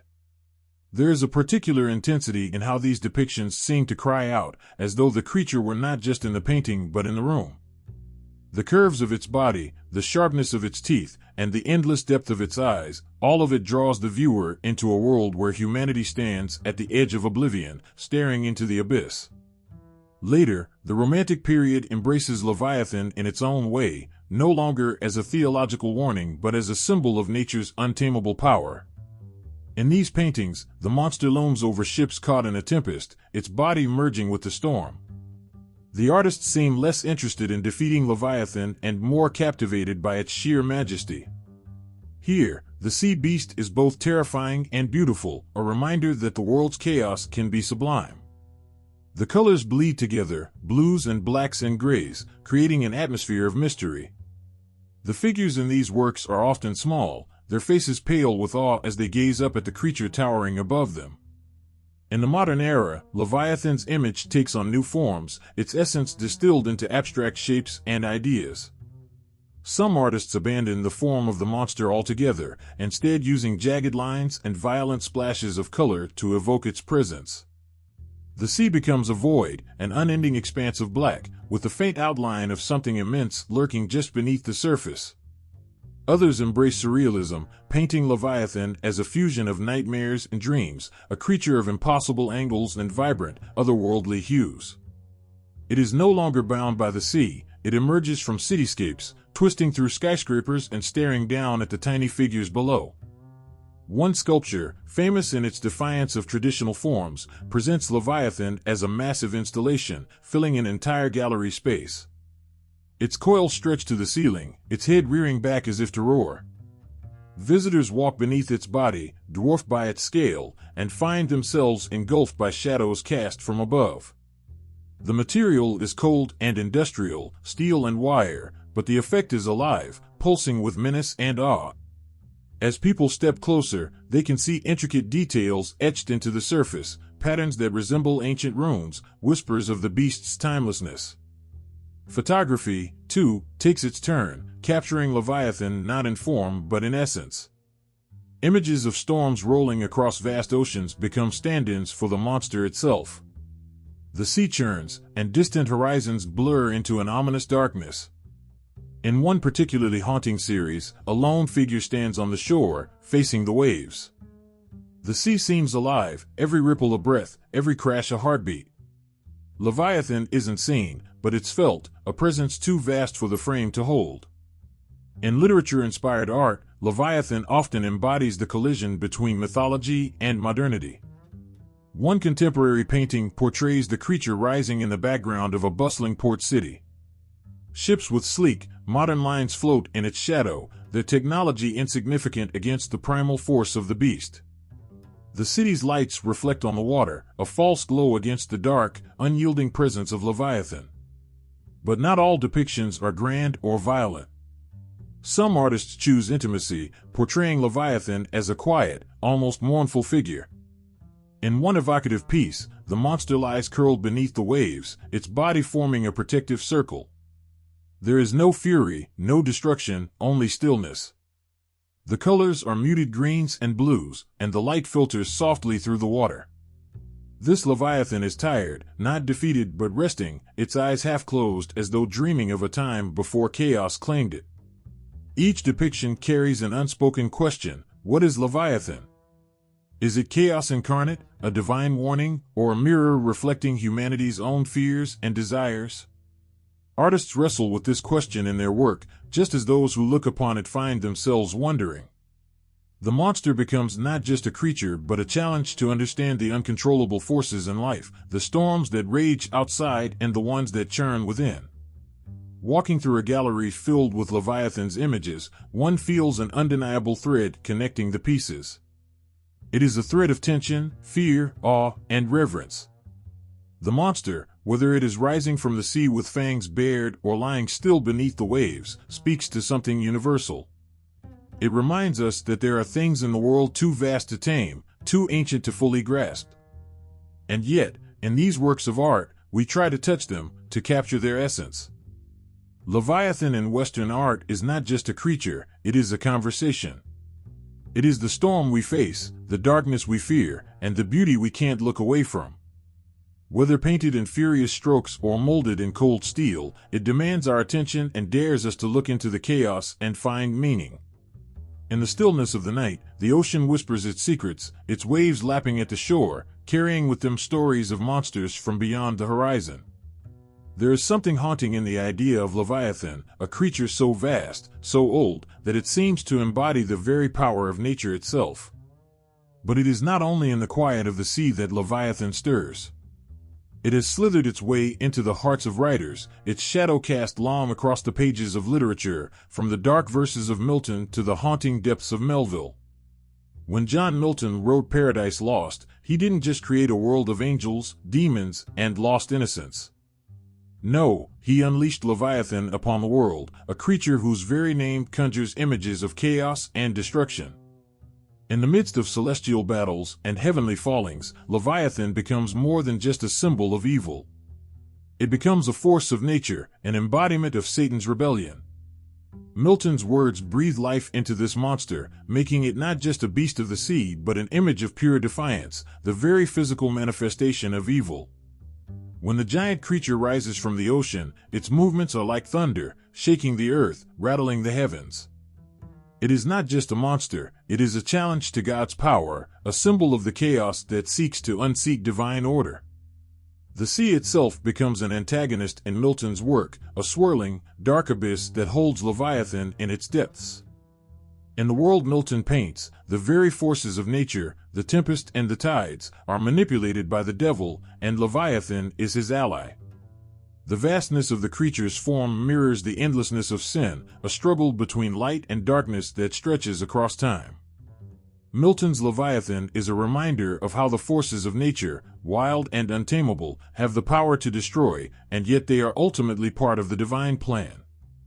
In its struggle, we see the ancient and unyielding chaos that seeks to break free, to be more than it was meant to be. Centuries later, Herman Melville would take up the same image of Leviathan, but his sea would be colder, more unforgiving. In Moby Dick, Leviathan is not a mere symbol of evil, but a living, breathing force, a creature that stirs the depths with its presence. The great whale, Moby Dick, is Leviathan incarnate, a force of nature that defies human understanding. It is no longer an abstract evil or divine punishment, but a creature that embodies the mysteries of the universe. Ahab's obsession with the whale, with Leviathan, becomes a descent into madness.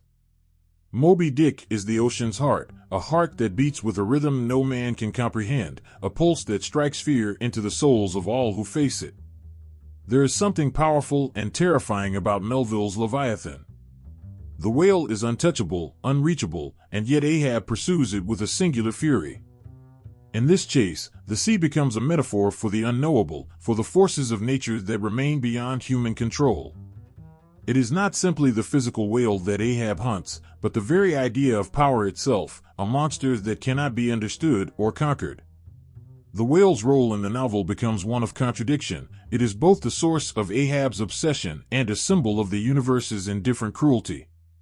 When we look at Leviathan in the poetry and prose of these two giants, Milton and Melville, it becomes clear that this monster, whether lurking beneath the waves or charging toward the shore, is not just a symbol of evil or destruction. It is a reflection of humanity's struggle with the forces that shape our world, forces that are often beyond our understanding or control. Leviathan is not simply the villain of the story, it is the chaos that lies in wait, the thing that rises when the order of things falters. It represents the storm that rages both outside and within. There is something deeply personal in this pursuit of Leviathan, something primal. It is not just Ahab who hunts the beast, but all of us, in our own ways, trying to confront the chaos in our lives, to understand the forces that we cannot control. Leviathan becomes the mirror in which we see our own deepest fears. It is the thing that stands in the way of the life we imagine, a force too great to fight but impossible to ignore. When Ahab lashes out at the whale, it is not only the whale he strikes, but the very nature of existence itself, the endless battle between man and the cosmos. Leviathan is not just the antagonist of these stories, it is the challenge we face when we are confronted with the vast, untamable forces of the world. In Milton's work, it stands as a reminder of the eternal battle between light and darkness, a battle that will never end. In Melville's novel, it serves as a reminder that some mysteries cannot be solved, some monsters cannot be tamed. The pursuit of Leviathan is not a path to victory but to self-destruction, a tragic reminder of the futility of fighting against the forces that shape the world.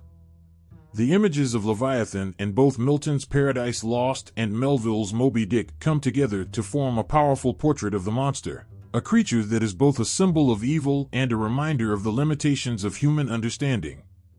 In these works, Leviathan is not just a beast to be slain but a representation of something deeper, a force that transcends the physical world and speaks to the heart of humanity's struggle with its place in the universe. As we read these works, we find ourselves caught between awe and fear, between the desire to conquer the unknown and the realization that some things are beyond us. Leviathan stirs something inside us, a recognition that the world is not as simple as we would like it to be, that there are forces in motion that cannot be controlled or understood. The monster is not just a foe to be fought, it is a part of the world, a part of us, a reminder that there is always something greater than ourselves, something lurking beneath the surface, waiting to rise. The sound of waves crashing against the hull of a ship echoes through the night. The sky above is churning with dark clouds, and a cold mist creeps over the sea. A shadow, something massive, shifts under the surface. A figure looms from the depths, its eyes glowing with an ancient hunger. The Leviathan is no longer just a myth. It is alive, rising once more from the abyss, ready to strike with a terrifying power that no human force can comprehend. In the world of modern media, Leviathan has evolved from a distant, almost mythical creature to a living nightmare that haunts the dreams of millions. Films, books, and video games have breathed new life into this ancient monster, each retelling adding layers of terror and fascination. What once lived in the pages of scripture and ancient texts now emerges in vivid, terrifying forms, reminding us that the sea is still a vast, uncontrollable force, teeming with creatures and horrors that we can only begin to understand. In films, the Leviathan is often portrayed as the embodiment of chaos, a creature whose existence threatens to consume all in its path. Directors take the ancient concept of Leviathan and thrust it into modern settings, giving it a monstrous form that rips through the boundaries of human imagination. Whether it's the massive sea serpent in Clash of the Titans or the gigantic creature lurking in the Meg, these cinematic renditions show us the overwhelming power of nature, power that can swallow entire ships, crush cities, and leave nothing but destruction in its wake. The ocean, with all its beauty, is a dangerous place where the Leviathan waits, lurking just beneath the surface, its size and strength far beyond our comprehension. It's no longer just a myth, it's a real threat that we can see and feel, a living nightmare that we can't escape. In books, Leviathan takes on a more symbolic role, often representing the darker sides of human nature or the unknown forces that shape our world. In Moby Dick, Herman Melville created a creature that is both a literal whale and a metaphor for the uncontrollable forces of the universe.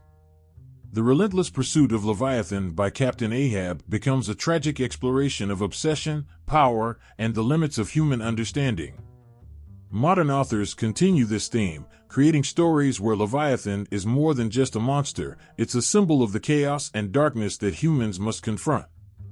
In novels like The Sea of Monsters by Rick Riordan, the creature is depicted as a powerful force of nature, a challenge that characters must face in order to survive, highlighting the idea that some forces, be they external or internal, cannot be tamed, only confronted.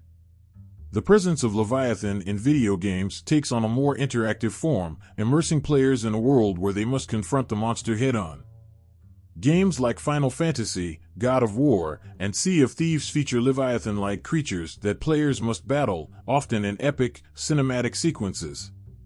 These creatures are not just obstacles to overcome, they are representations of the wild, untamed forces that exist beyond our control. In these games, players are thrust into the role of a hero, forced to face the creature and its destructive power. It's no longer enough to simply tell the story of Leviathan, now, players must live it. As the battle rages, players feel the weight of the creature's power, understanding that they, too, are mere mortals facing something far greater than themselves. Leviathan in modern media is no longer simply a creature of the past. It has become a symbol of the fears and challenges of the present, representing the forces that humanity cannot contain or understand. The creatures that rise from the depths in films, books, and video games remind us of our own vulnerabilities, of how small and fragile we are in the face of the unknown. The stories of Leviathan teach us that we cannot control the chaos that lurks in the world around us. We can only face it, fight it, and hope to survive. But there's more to the monster than just its terrifying power. In these modern retellings, Leviathan also embodies a certain majesty. The creatures that roam the oceans in these works are not just ugly, bloodthirsty beasts, they are awe-inspiring, towering figures that command respect. There is something beautiful about their size, their form, their ability to exist in a world we can only dream of. Leviathan is a reminder that the world is bigger than we are, that there are mysteries and creatures beyond our understanding. It is a force that is both terrifying and captivating, embodying both the destructive and the divine. At its heart, Leviathan in modern media is a reflection of the world we live in. It is a creature that lives on the edges of human understanding, a symbol of the unknown and the uncontrollable.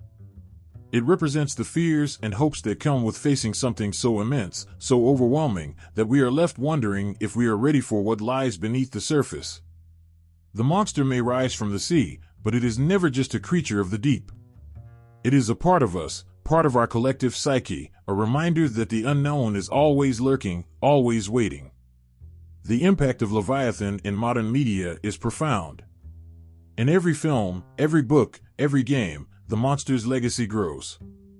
It becomes more than just a mythical creature, it becomes a reflection of our deepest fears and desires. Whether we are facing it head-on in battle or simply gazing at its awe-inspiring form, Leviathan forces us to confront the mysteries of the world and the fragility of our own existence. The creature may be an ancient force, but it is as relevant today as it ever was, standing as a symbol of both terror and beauty, of chaos and order, of the unknown that always calls to us from the depths. The darkness is suffocating, swallowing everything in its path. You can hear the waves crashing, the shrill, howling winds, but there's something else, the unmistakable sound of something immense moving beneath the surface. The very sea trembles, and then, from the deep, something monstrous rises.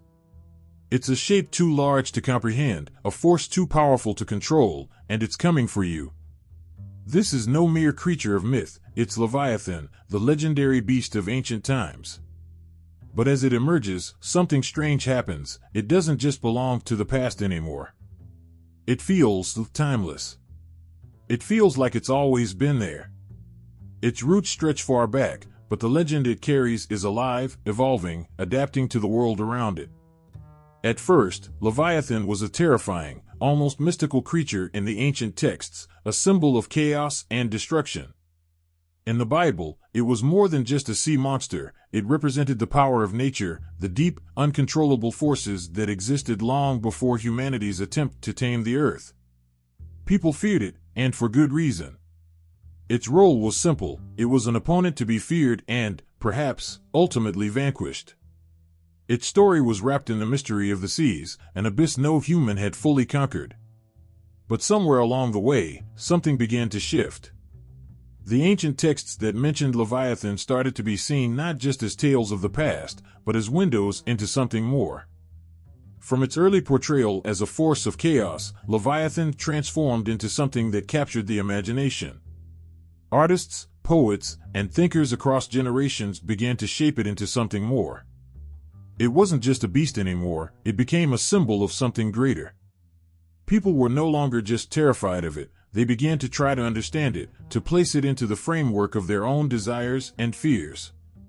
It was through literature and art that Leviathan made its biggest leap from the deep, becoming an icon in human culture.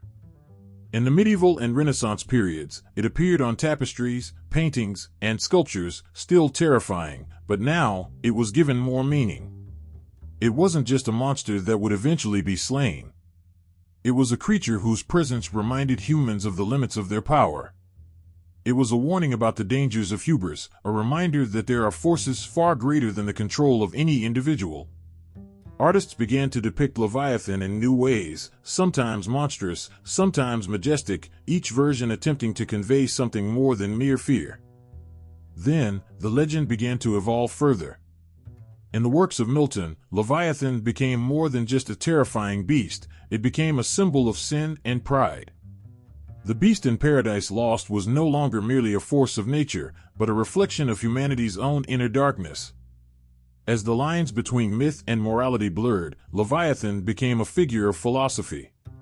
What had once been a monstrous, chaotic creature now had a deeper connection to human nature, a reminder that the darkest forces were not always external, but within us.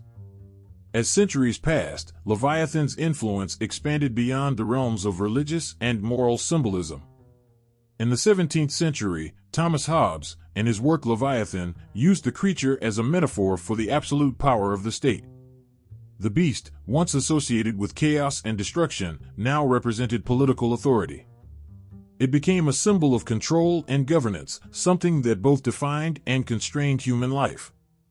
Leviathan was no longer just a monster, it was a force that shaped civilization itself. This transition continued as the creature evolved in the arts, in literature, and in philosophy. In Moby Dick, Melville brought the creature into the hearts of readers, transforming it from a mere physical threat into an existential one. The giant whale was no longer simply a terror of the deep, it became an embodiment of humanity's search for meaning, a force that mirrored the inner conflict of every individual who dared to confront the unknown. Leviathan was no longer just something you could kill. It was something you had to understand, or be consumed by it. This marked a significant shift. The beast was now an enduring presence in the human psyche, something both feared and revered. As the world moved into the modern age, Leviathan continued to take on new forms. In film and television, the beast began to take on a life of its own. No longer just a metaphor or a warning, it became an actual presence in stories that echoed ancient mythologies, with its monstrous forms threatening humanity. From the 20th century's Moby Dick adaptations to the terrifying sea creatures that emerged in films like Jaws and The Meg, Leviathan became a symbol of nature's unchecked power, a monster that no one could tame. But it wasn't just the media that began to shape this legend. As global culture evolved, Leviathan transcended its biblical roots. It was no longer simply a representation of evil, or of chaos, or even of sin. It became something more complex, an icon of mystery, of nature's untamed forces, and of the existential battles we face in our own lives. It wasn't just a symbol of destruction anymore. It was a metaphor for the unknown, for what lies beneath the surface of the world around us, both in the sea and in ourselves. Leviathan, once a monster of ancient fears, was now something more, a cultural icon. It became a symbol that could be shaped to reflect the complexities of human nature, a figure that could take on new meaning with each passing generation. No longer bound to the seas or the confines of ancient myth, Leviathan became something universal, something that spoke to the human experience of confronting forces beyond our control. From the Bible to the writings of Hobbes, from Melville's pages to the films and books of today, the story of Leviathan has undergone a profound transformation. It began as a terrifying creature of the deep, a symbol of chaos and destruction, but it grew into something much more, an enduring icon of human fear, desire, and understanding. What was once a monstrous figure in the waters has become a legend woven into the very fabric of culture itself. A beast whose power and mystery still echo through the ages, reminding us of the wild forces that lurk just beyond our understanding. There's a moment when the surface of the ocean quivers, and you can feel it, a sense of something immense, something beyond your understanding. A shadow drifts beneath the water, stretching impossibly far. The world holds its breath. What is it? The water's surface cracks open with a force you didn't expect, revealing a creature so vast, so ancient, that it could never have come from mere myth.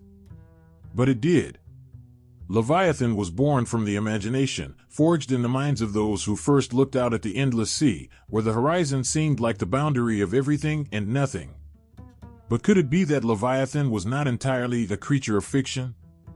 Could it be that the ancient stories were inspired by the very creatures that roamed the oceans, the rivers, the wild waters of the world?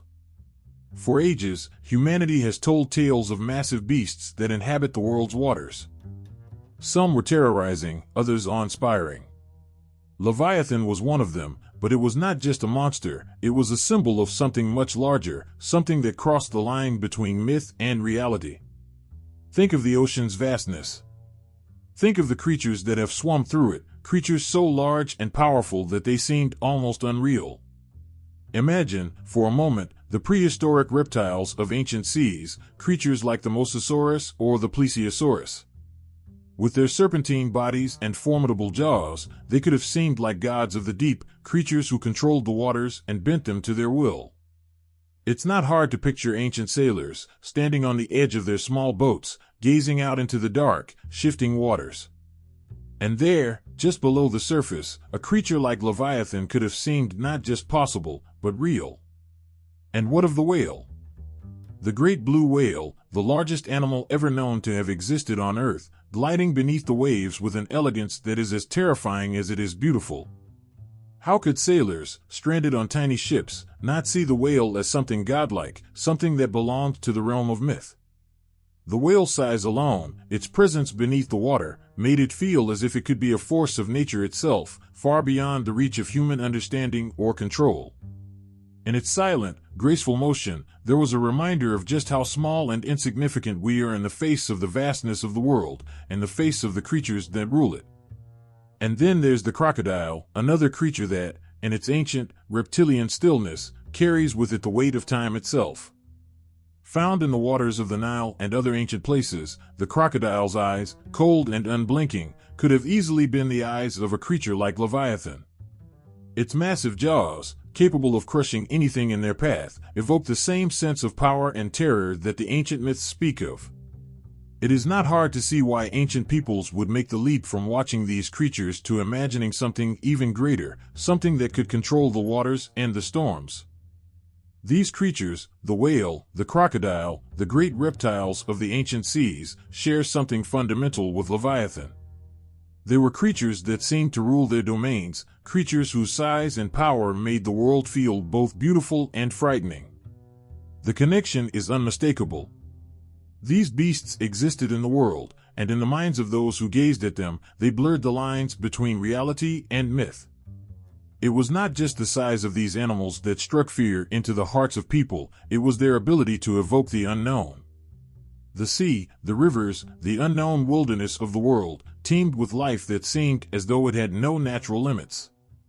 And so, the stories of Leviathan emerged. But where do myth and reality intersect? Was Leviathan merely a composite of the ancient world's most awe-inspiring and terrifying creatures, magnified and twisted into something larger than life? It's possible that the ancient writers and storytellers took what they knew, the creatures of the seas, and built something greater out of them.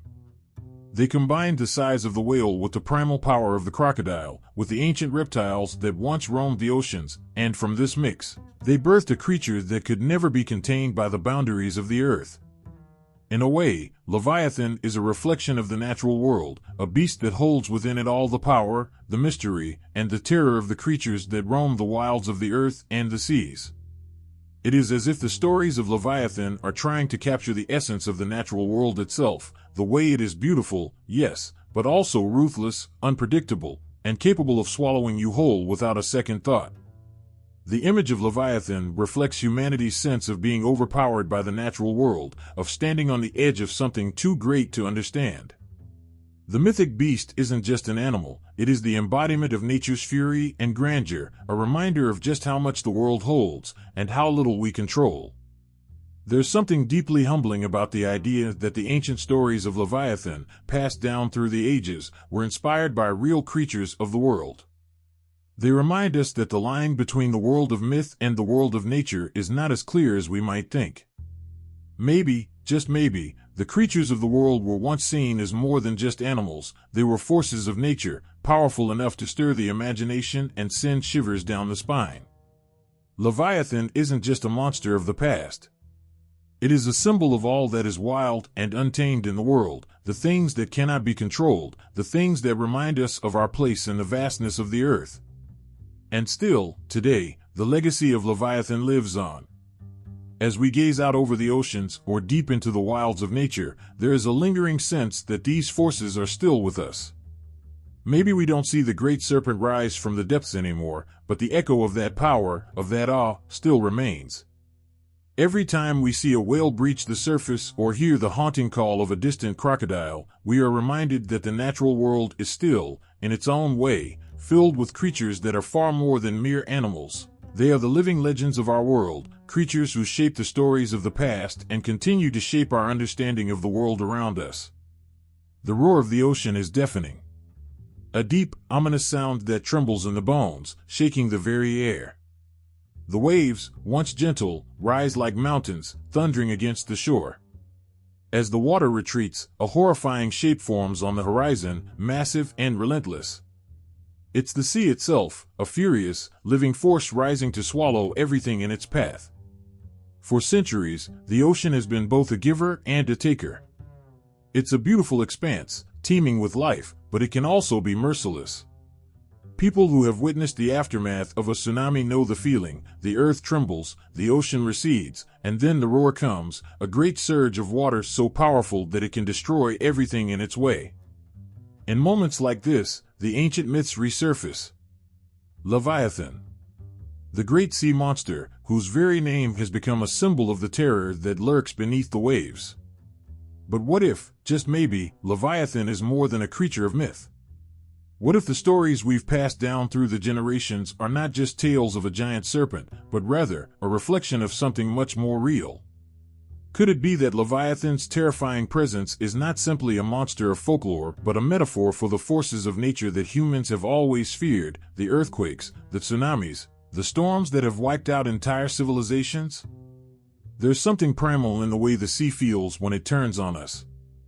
It's as if the ocean itself awakens, like an ancient beast that has been lying in wait. People who have lived through tsunamis describe the moment of impact as something almost otherworldly. It's a violent, unstoppable surge, much like the mythical Leviathan emerging from the depths. The roar of the waves, the way the water seems to rise from nowhere, is terrifyingly like a beast's roar. In these moments, nature doesn't feel like a force we can control. It feels like something much larger, something ancient, something that predates our existence and will outlast us. The ocean, like Leviathan, is both life-giving and destructive. It's the ultimate reminder that, no matter how advanced we become, we are still at the mercy of forces far beyond our control. In the myth, Leviathan rises from the depths of the sea, an ancient creature who brings destruction wherever it goes. It is both a force of chaos and of nature. The terrifying force of tsunamis shares this same duality.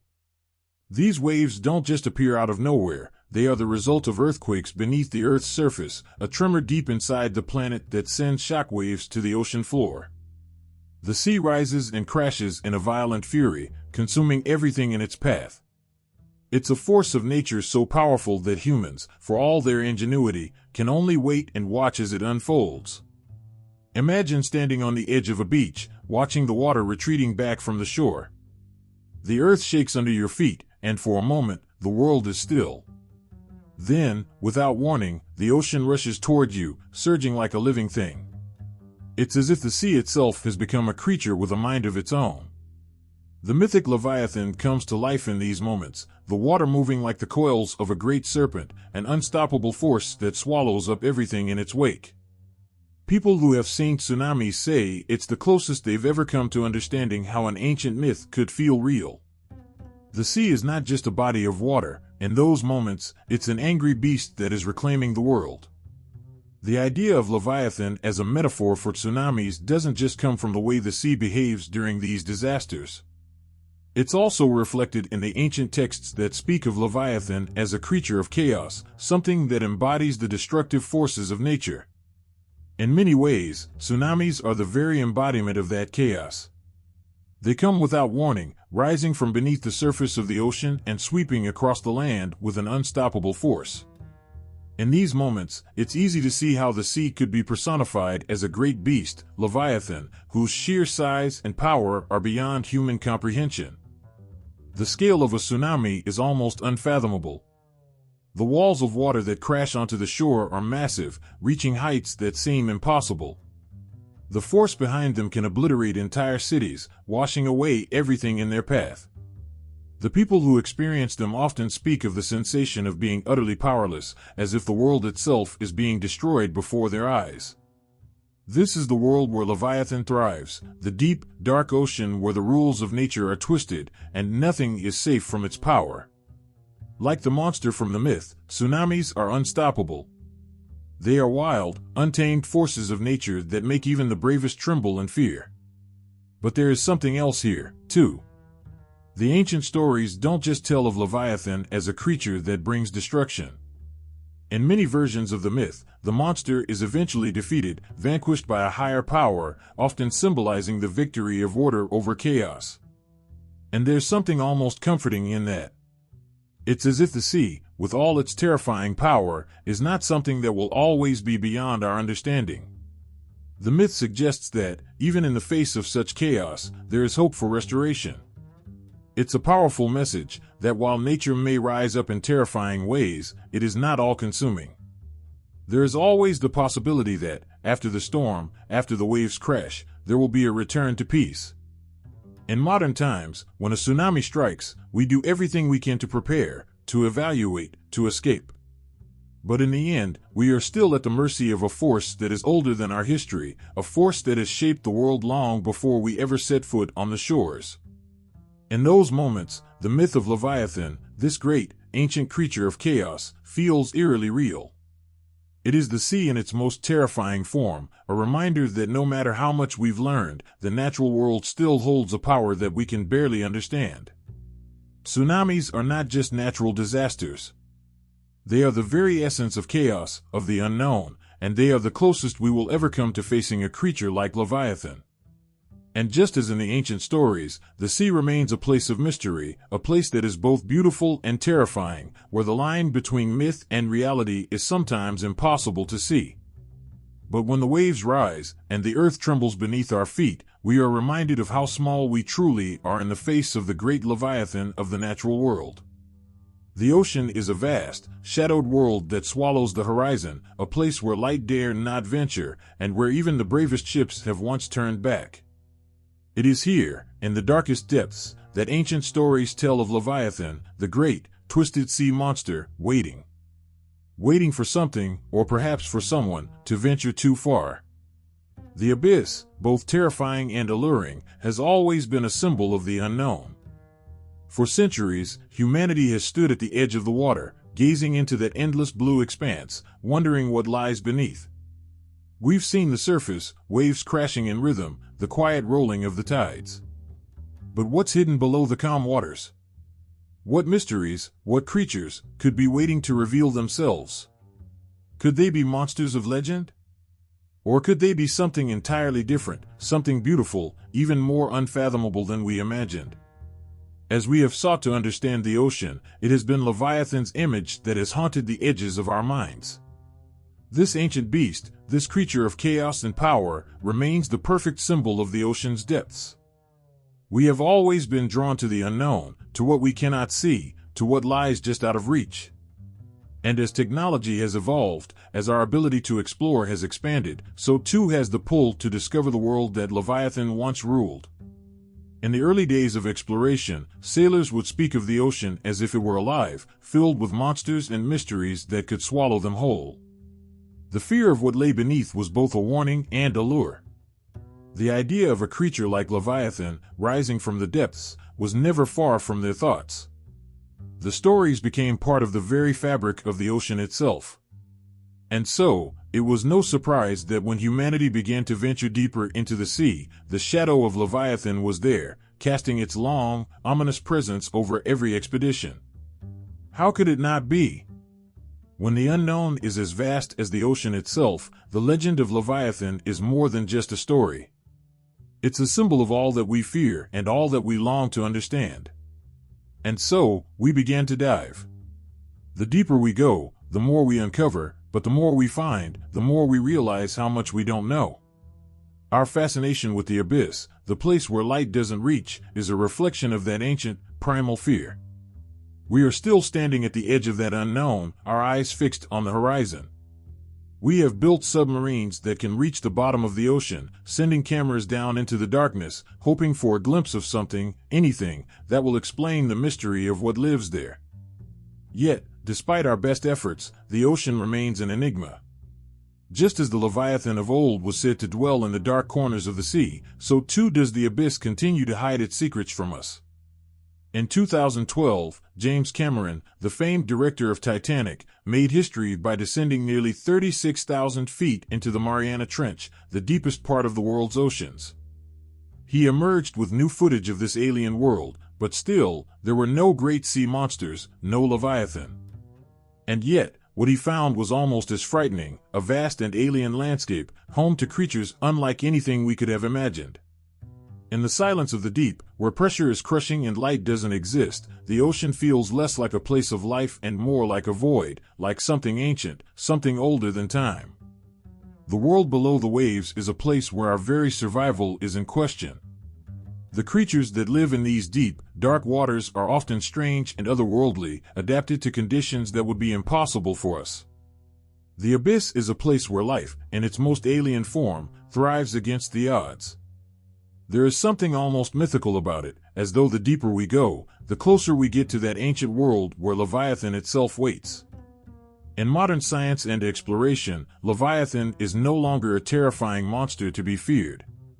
It has evolved into something else, a symbol of the deep, an idea of the unknown, the unexplored. And just as explorers of the past sought to conquer the oceans, so too do modern scientists, driven by the desire to understand and discover. It's no longer about slaying the monster or overcoming the sea, but about respecting it, learning from it, even as it continues to challenge us. But the pull of the abyss is irresistible. No matter how far we venture, the ocean still holds its mysteries. Every new dive into the depths uncovers new life forms, strange and bizarre creatures that no one thought could exist. From the ghostly glow of the deep-sea jellyfish to the prehistoric, armored creatures that roam the trenches, each discovery is a reminder that the ocean is not just a vast, empty space, it is alive, more alive than we ever thought possible. For every new discovery, there are questions that remain unanswered. What other creatures are out there, hidden in the depths? What parts of the ocean are still unexplored, waiting for the right moment to reveal themselves? In some ways, the ocean and its mysteries are a mirror of our own inner fears and longings. We are all still searching for the great unknown. We are still trying to understand it. And in a way, the legend of Leviathan will always be with us, because no matter how far we go, no matter how much we discover, the ocean will never fully give up its secrets. The Leviathan lives on, not just in ancient stories, but in the hearts of those who look at the ocean and feel its call. It lives in the explorers, the scientists, the dreamers, who stand on the edge of the unknown and wonder what lies beneath. Every new dive into the abyss, every new technological advance that brings us closer to the heart of the ocean, is a step toward understanding, but it's also a step into the unknown, a place where Leviathan waits, where the ocean's mysteries remain forever beyond our grasp. And perhaps, that's what keeps us coming back. The abyss calls us. It always has, and it always will. The wind howls across the Black Sea, and the waves rise like ancient beasts, ready to consume everything in their path. A lone sailor grips the edge of his trembling vessel, staring into the darkness. Somewhere beneath the surface, something stirs. It is vast. It is unknown. It is waiting. This is the essence of fear, the kind that seeps into the bones, born not from what we see, but from what we cannot see. The Leviathan, a creature of monstrous proportions, has always lived in the shadows of our imagination. It looms larger than life, not just as a beast, but as an embodiment of our deepest fears. And perhaps that's why its story has never truly faded. The myth of the Leviathan persists because fear, in all its forms, is something humanity has never been able to escape. From the earliest whispers of its existence, Leviathan has been more than just a sea monster. It is chaos unleashed, a force that defies understanding. In its coils, it carries every anxiety we've ever had about what we cannot control. The ocean, vast and merciless, is the perfect backdrop for such a symbol. Its endless depths conceal the unknown, and in that unknown, the Leviathan thrives. But why do we cling to these myths? Why does the image of a great beast, hiding in the darkness, still haunt us even in the age of science and satellites? Perhaps it's because the Leviathan isn't just a monster, it's a reflection. Every ripple on the water, every shadow beneath the waves, awakens something ancient in us. The fear of being small in a world so vast. The fear of losing ourselves in the face of something too great to comprehend. Leviathan is the nameless dread that has lived in our hearts since the first human stood at the edge of the sea and felt its cold, endless pull. The power of this symbol lies in its ability to change shape, to take on new forms as our fears evolve. In ancient times, Leviathan was a beast to be conquered, a force of nature that represented the chaos of the untamed world. As humanity grew, our understanding of the world expanded, but the fear remained. Leviathan became more than just a monster. It became a metaphor. In the darkest nights, when storms rage and the ocean swallows the horizon, we still feel it. That primal, unshakable fear of losing control. Of being consumed by something greater than ourselves. Leviathan is the storm we cannot predict, the depths we cannot measure, the force we cannot resist. It is every fear we've ever had about what lies beyond the edge of what we know. The stories of Leviathan are told with a kind of reverence, a hushed awe that speaks to its power. It is no longer just a creature, it is a part of us. When we speak of Leviathan, we speak of every moment we've ever felt small. Every time we've looked at the vastness of the universe and wondered where we fit. It is fear, yes, but it is also a reminder of our humanity. We are drawn to Leviathan because it forces us to confront the parts of ourselves we'd rather ignore. The parts that whisper, in the quiet moments, that we are not in control. That we never have been. But Leviathan isn't just a symbol of fear, it's a challenge. It asks us to look into the abyss, to face the unknown, and to keep going. The myths persist because they resonate. They remind us that fear is universal. Whether it's the terror of a storm at sea or the quiet dread of uncertainty in our lives, we all carry a Leviathan within us. The question isn't whether the monster exists, but what it represents. What are we afraid of? What shadows do we carry? In a way, the Leviathan is comforting. It gives shape to the shapeless, a face to the formless fears that haunt us. It allows us to tell stories, to share our anxieties, to connect with one another. Through the myth, we find a kind of strength. If we can name the monster, we can face it. And so, Leviathan remains. Not as a creature of the sea, but as a part of the human experience. It is the fear of the unknown, the chaos of life, the enormity of a world we will never fully understand. But it is also hope. Because if we can create a monster, we can also create a way to overcome it. The legends of Leviathan are not just about the monster itself, but about the people who told them. They are stories of survival, of resilience, of the human spirit refusing to be defeated. In the face of the abyss, we create myths not just to explain the unknown, but to remind ourselves that we are not alone. The Leviathan will always be there, lurking in the shadows, waiting in the depths. It is the thing we fear most and the thing we most need to face. It is the darkness in the waves and the light that breaks through the storm. It is a reminder that fear is not the end, it is only the beginning. The sky darkens, and a hush falls over the earth. The wind still, as if the very breath of creation holds itself in anticipation. Somewhere, deep beneath the restless waves, a stirring begins. The waters boil and churn, not with the fury of nature, but with the rising of something ancient, something that has waited for this moment since the beginning of time. The Leviathan. It is not merely a beast of the sea, not just a monster of myth. It is a harbinger, a symbol of the end. In the eschatological visions passed down through generations, Leviathan is both a witness and a participant in the great unraveling of the world. Its appearance is not one of chaos for chaos's sake, but of purpose. A divine reckoning that ties the mortal world to the eternal. In Jewish tradition, the Leviathan is spoken of with both awe and terror. It is said to be a creature so vast that it encircles the seas, a force so powerful that only the Creator can contain it. At the end of days, this primordial being will rise, and its death will mark a feast unlike any other. The righteous will gather, their long trials and tribulations culminating in this final act of divine justice. Leviathan, who once terrorized the seas, will become the sustenance of those who endured. But Leviathan's role in the end times is not merely one of destruction or consumption. It is a being whose presence signifies a world reaching its conclusion, a bridge between the chaos of the beginning and the order of the eternal.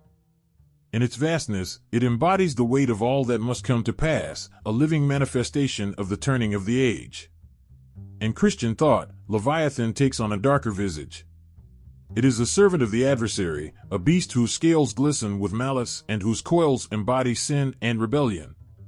Revelation speaks of the dragon, the beast from the sea, a creature whose power is vast and whose influence spreads across the nations. The parallels to Leviathan are unmistakable. It is not just a creature of the water but a force of nature turned against humanity, a reminder of how far the world has fallen and how much must be overcome in the final battle. When the end comes, the Leviathan is not defeated by human hands. It is a battle fought on a scale beyond comprehension, a clash of celestial forces. In these stories, the Leviathan is a final test, a representation of the chaos that must be tamed before a new heaven and a new earth can emerge. It is the darkness that must be pierced by light, the storm that must be stilled for peace to reign. Yet, eschatology does not belong to one tradition alone.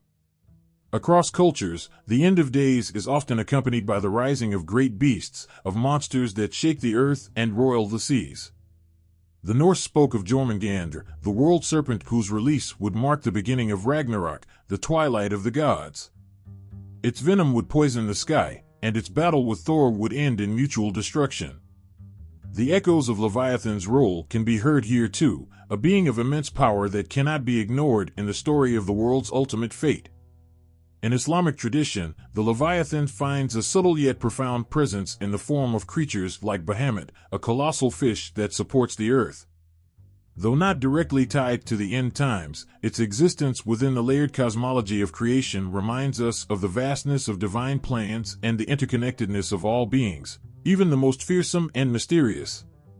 But Leviathan's role in these narratives is not just as a monster to be conquered or a symbol of chaos. It is also a reflection of humanity's relationship with the unknown.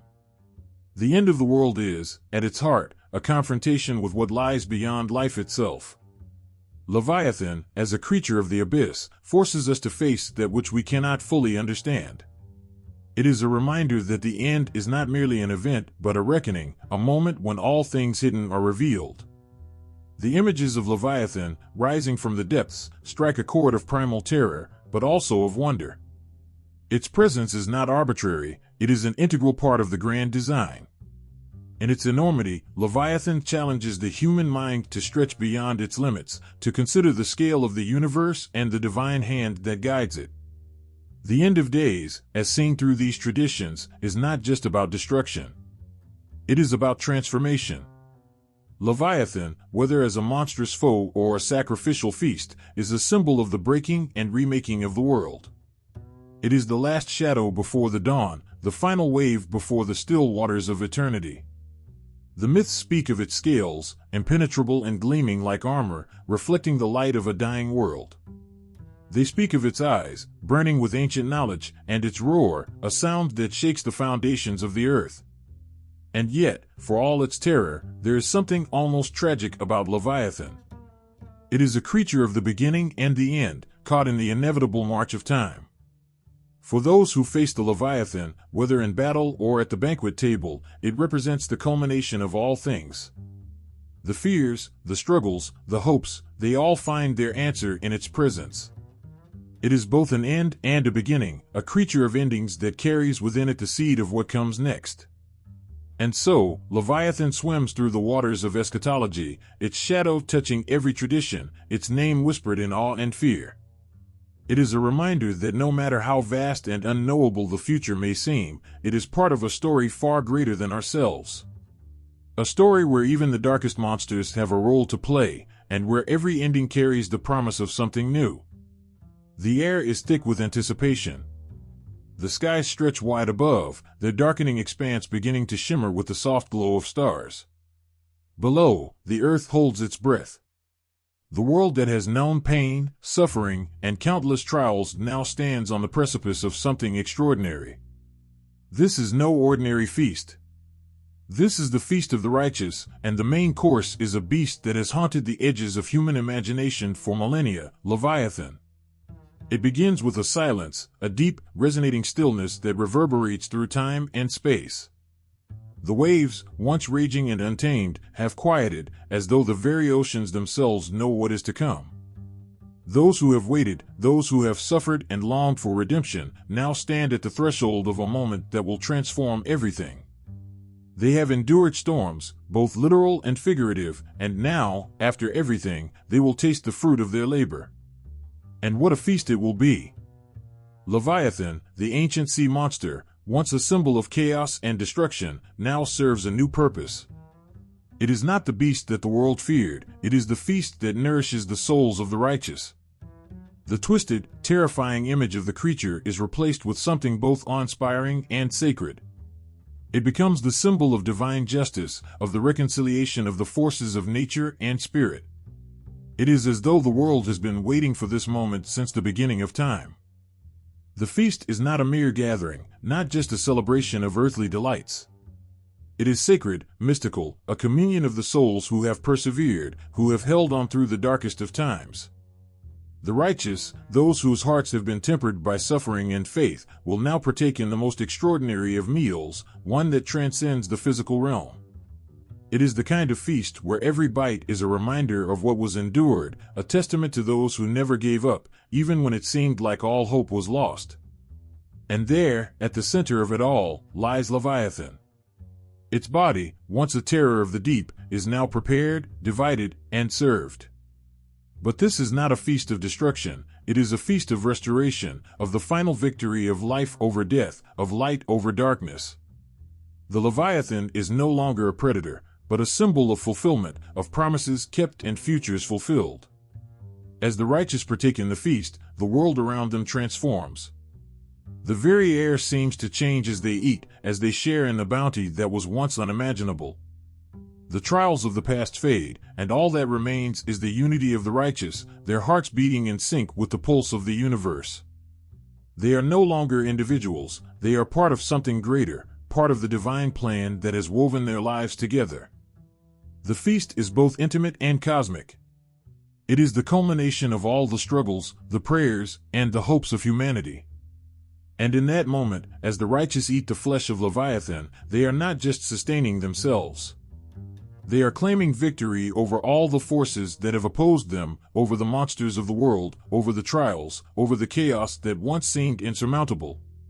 The Leviathan that once symbolized terror now becomes the very thing that sustains and nourishes, as if the divine has turned the tide of history itself, transforming fear into food, destruction into hope. There is an overwhelming sense of peace that settles over the feast. The chaos of the world has been silenced. The oceans, once wild and untamable, now lie still, as if the Leviathan itself has been tamed, its restless roiling calmed. The air is no longer filled with the harsh winds of conflict, but with the soft whispers of contentment. The righteous are nourished, not just by the flesh of Leviathan, but by the deep sense of fulfillment that comes from knowing they have weathered the storms, faced the darkness, and emerged victorious. Each bite is a celebration. Each taste a remembrance of all that was lost and all that has been restored. The act of feasting is not just about the body, but about the soul. As the righteous partake, they are reminded that this moment, this final meal, was written into the very fabric of existence.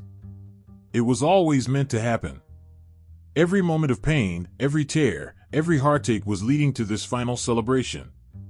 The Leviathan, that terrifying creature of the deep, has become a symbol of the triumph of life, a living reminder of the resilience of the human spirit.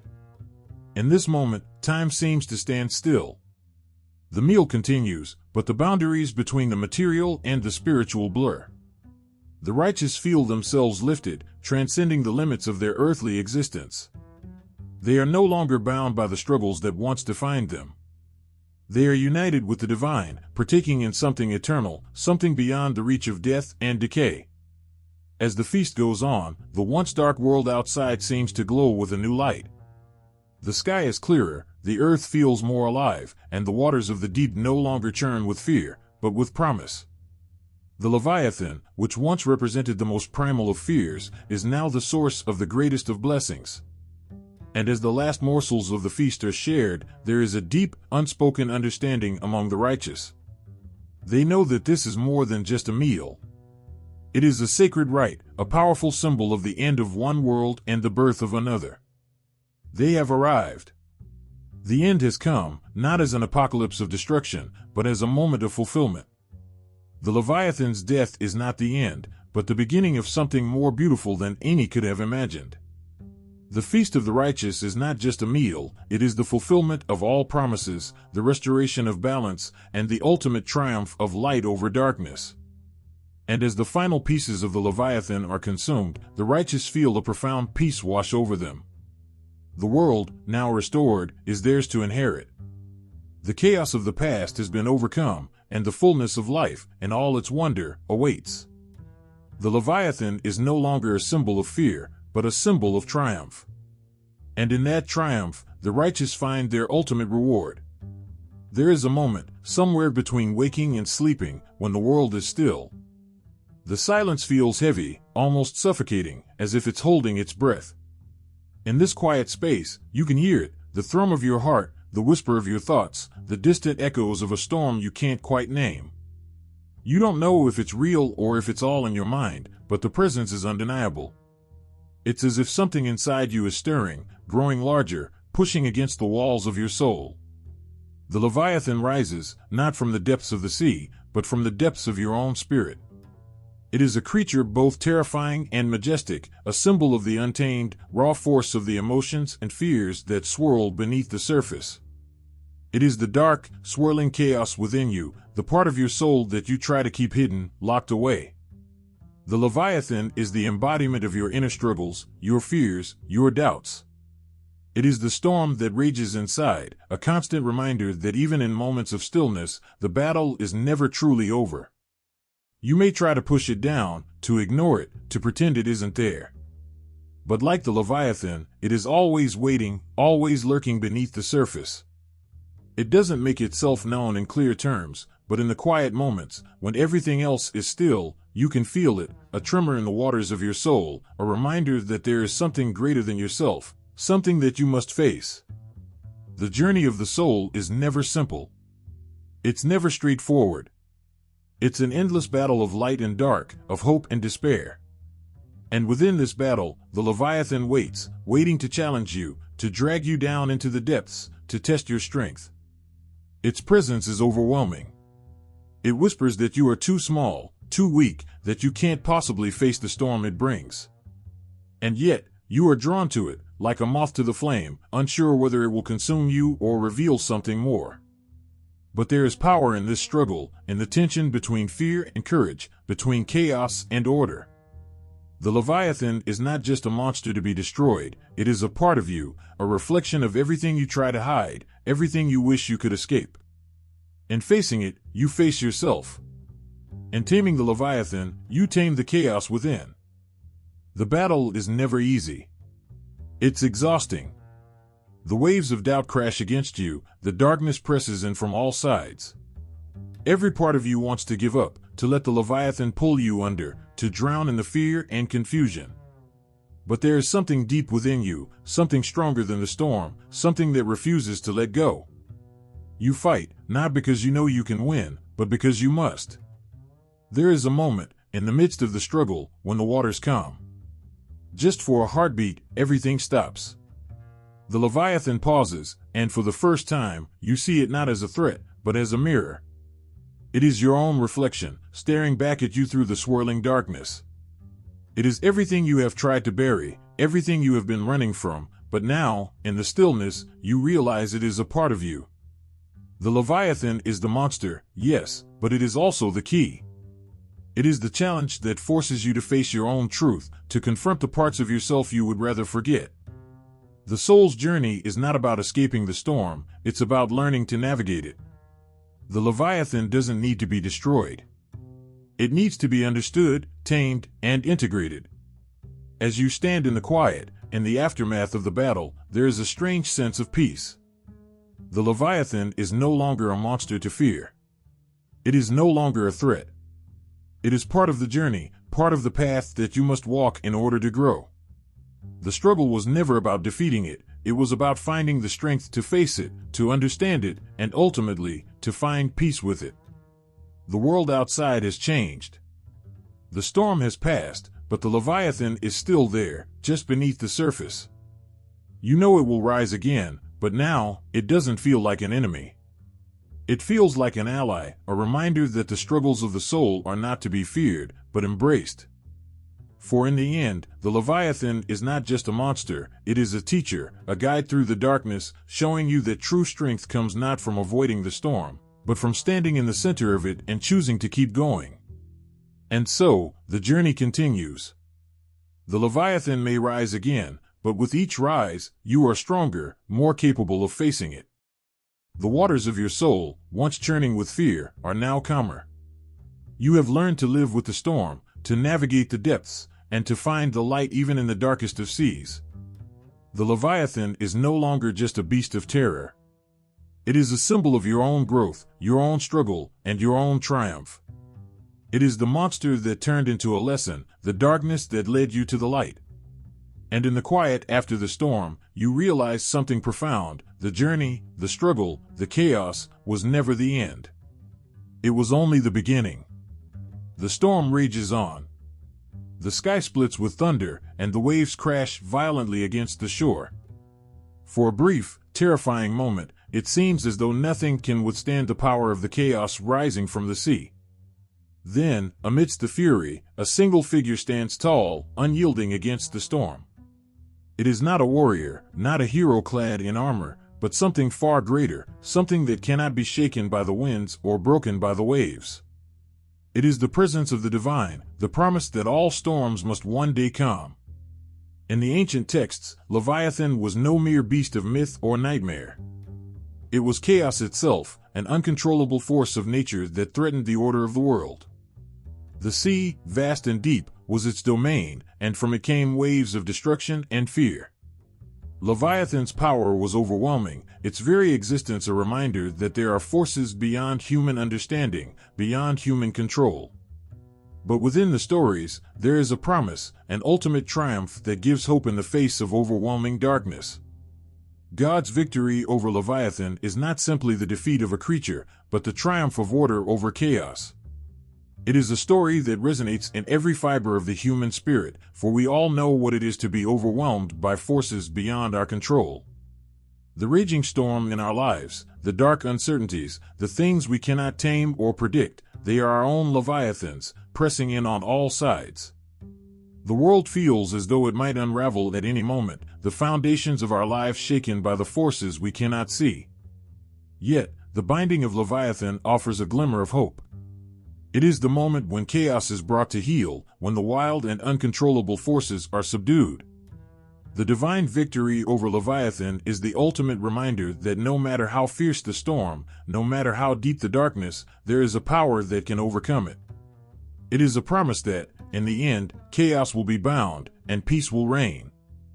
In this great cosmic struggle, the very nature of the battle tells a story about the human soul. We are not simply bystanders in the face of chaos, we are active participants in the struggle.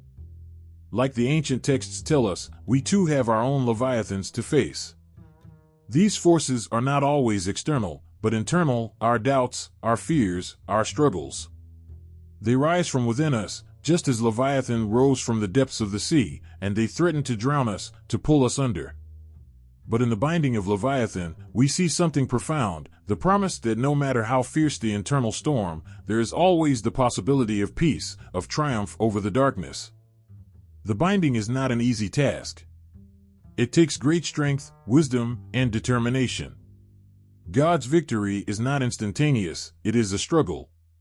There is a fierce battle against the chaos, a fight for control, a war between the forces that would tear the world apart and the forces that hold it together. But in the end, the power of the divine is absolute. The storm is stilled, the chaos is bound, and the world is restored to order. For those who struggle with their own personal storms, the story of the binding of Leviathan offers hope. It speaks to the part of us that believes we are alone in our battles, that we must face the raging seas without any help. But the divine victory over Leviathan tells us that we are never alone. There is a force in the universe that stands with us, that fights on our behalf, and that offers us the strength to weather the storms in our own lives. We are not meant to fight the Leviathan alone. We are given the power to overcome, to stand firm, and to emerge victorious. There is something deeply human about this story, the need to find order in the chaos, the desire to overcome the forces that threaten to overwhelm us. The struggle with Leviathan is a reflection of our own inner battles, the times when we feel as though the world is falling apart and we have no control. But just as Leviathan can be bound by the power of the divine, so too can we find the strength to bind the chaos in our own lives. And when the binding is done, there is a quiet peace that follows. The storm calms, the waves subside, and the world is still. The chaos has been held in check, and in its place, there is a moment of tranquility. It is a peace that is not just the absence of conflict, but a profound stillness that comes with knowing that the forces of chaos no longer rule. The divine has triumphed. Order has been restored. The Leviathan is bound, and with it, the fear and destruction it once brought. This is not just a story about the binding of a mythical beast, it is a story about the binding of all that threatens to tear us apart. The Leviathan is the embodiment of everything that overwhelms us, the fears, the doubts, the darkness that sometimes feels too great to overcome. But in the end, God's victory is a promise to all who face these forces. There is hope, there is peace, and there is victory. The storm will come. The chaos will rise. But in the end, the Leviathan will be bound. And with it, the peace of the divine will reign, both in the world and within us. The world is filled with moments of quiet beauty, but there are also times when it feels as though everything is on the brink of collapse. Moments when the weight of the universe presses down on us, when chaos looms so large that it seems like the end is near. It is in these moments that the image of Leviathan rises, an overwhelming force from the deep that strikes fear into the hearts of those who encounter it. But what if this creature, this embodiment of chaos and destruction, is not simply the symbol of terror, but an essential part of something greater? What if Leviathan's place in the biblical narrative reveals a deeper truth, one that speaks to the heart of God's divine plan for the world? In the beginning, when the world was created, there was order, and there was chaos. From the very first words of the Bible, we are told that God created the heavens and the earth. But before this order, before the light, the waters roamed the earth, vast and wild, untamed and ungoverned. It was in this chaotic darkness that God spoke the words that shaped the world. He brought light to the darkness, separated the waters from the land, and established boundaries for the creation. The chaos, though great, was subdued by God's word, and the world began to take form. Yet, even in the midst of this divine creation, the chaos did not disappear. It remained beneath the surface, a reminder that, no matter how beautiful the world might seem, there are always forces beyond human understanding, always things lurking just out of sight. It is here that Leviathan enters the story. In some ways, Leviathan represents the very essence of that primal chaos, the unruly, the uncontrollable, the vast unknown. It is the creature that lies at the edge of the world, a symbol of everything that threatens to undo the order that God has set in motion. But this is not the end of the story. God's plan was never simply to tame the chaos and put it away. From the very beginning, there was a greater purpose in mind. The biblical narrative does not shy away from the struggles between order and chaos. It shows us that while God's power is absolute, the world He created is not a place where the forces of darkness simply vanish. Instead, there is a struggle, a wrestling with what seems to threaten the very fabric of the world. This wrestling continues, generation after generation, until the day when God's ultimate victory over chaos is realized.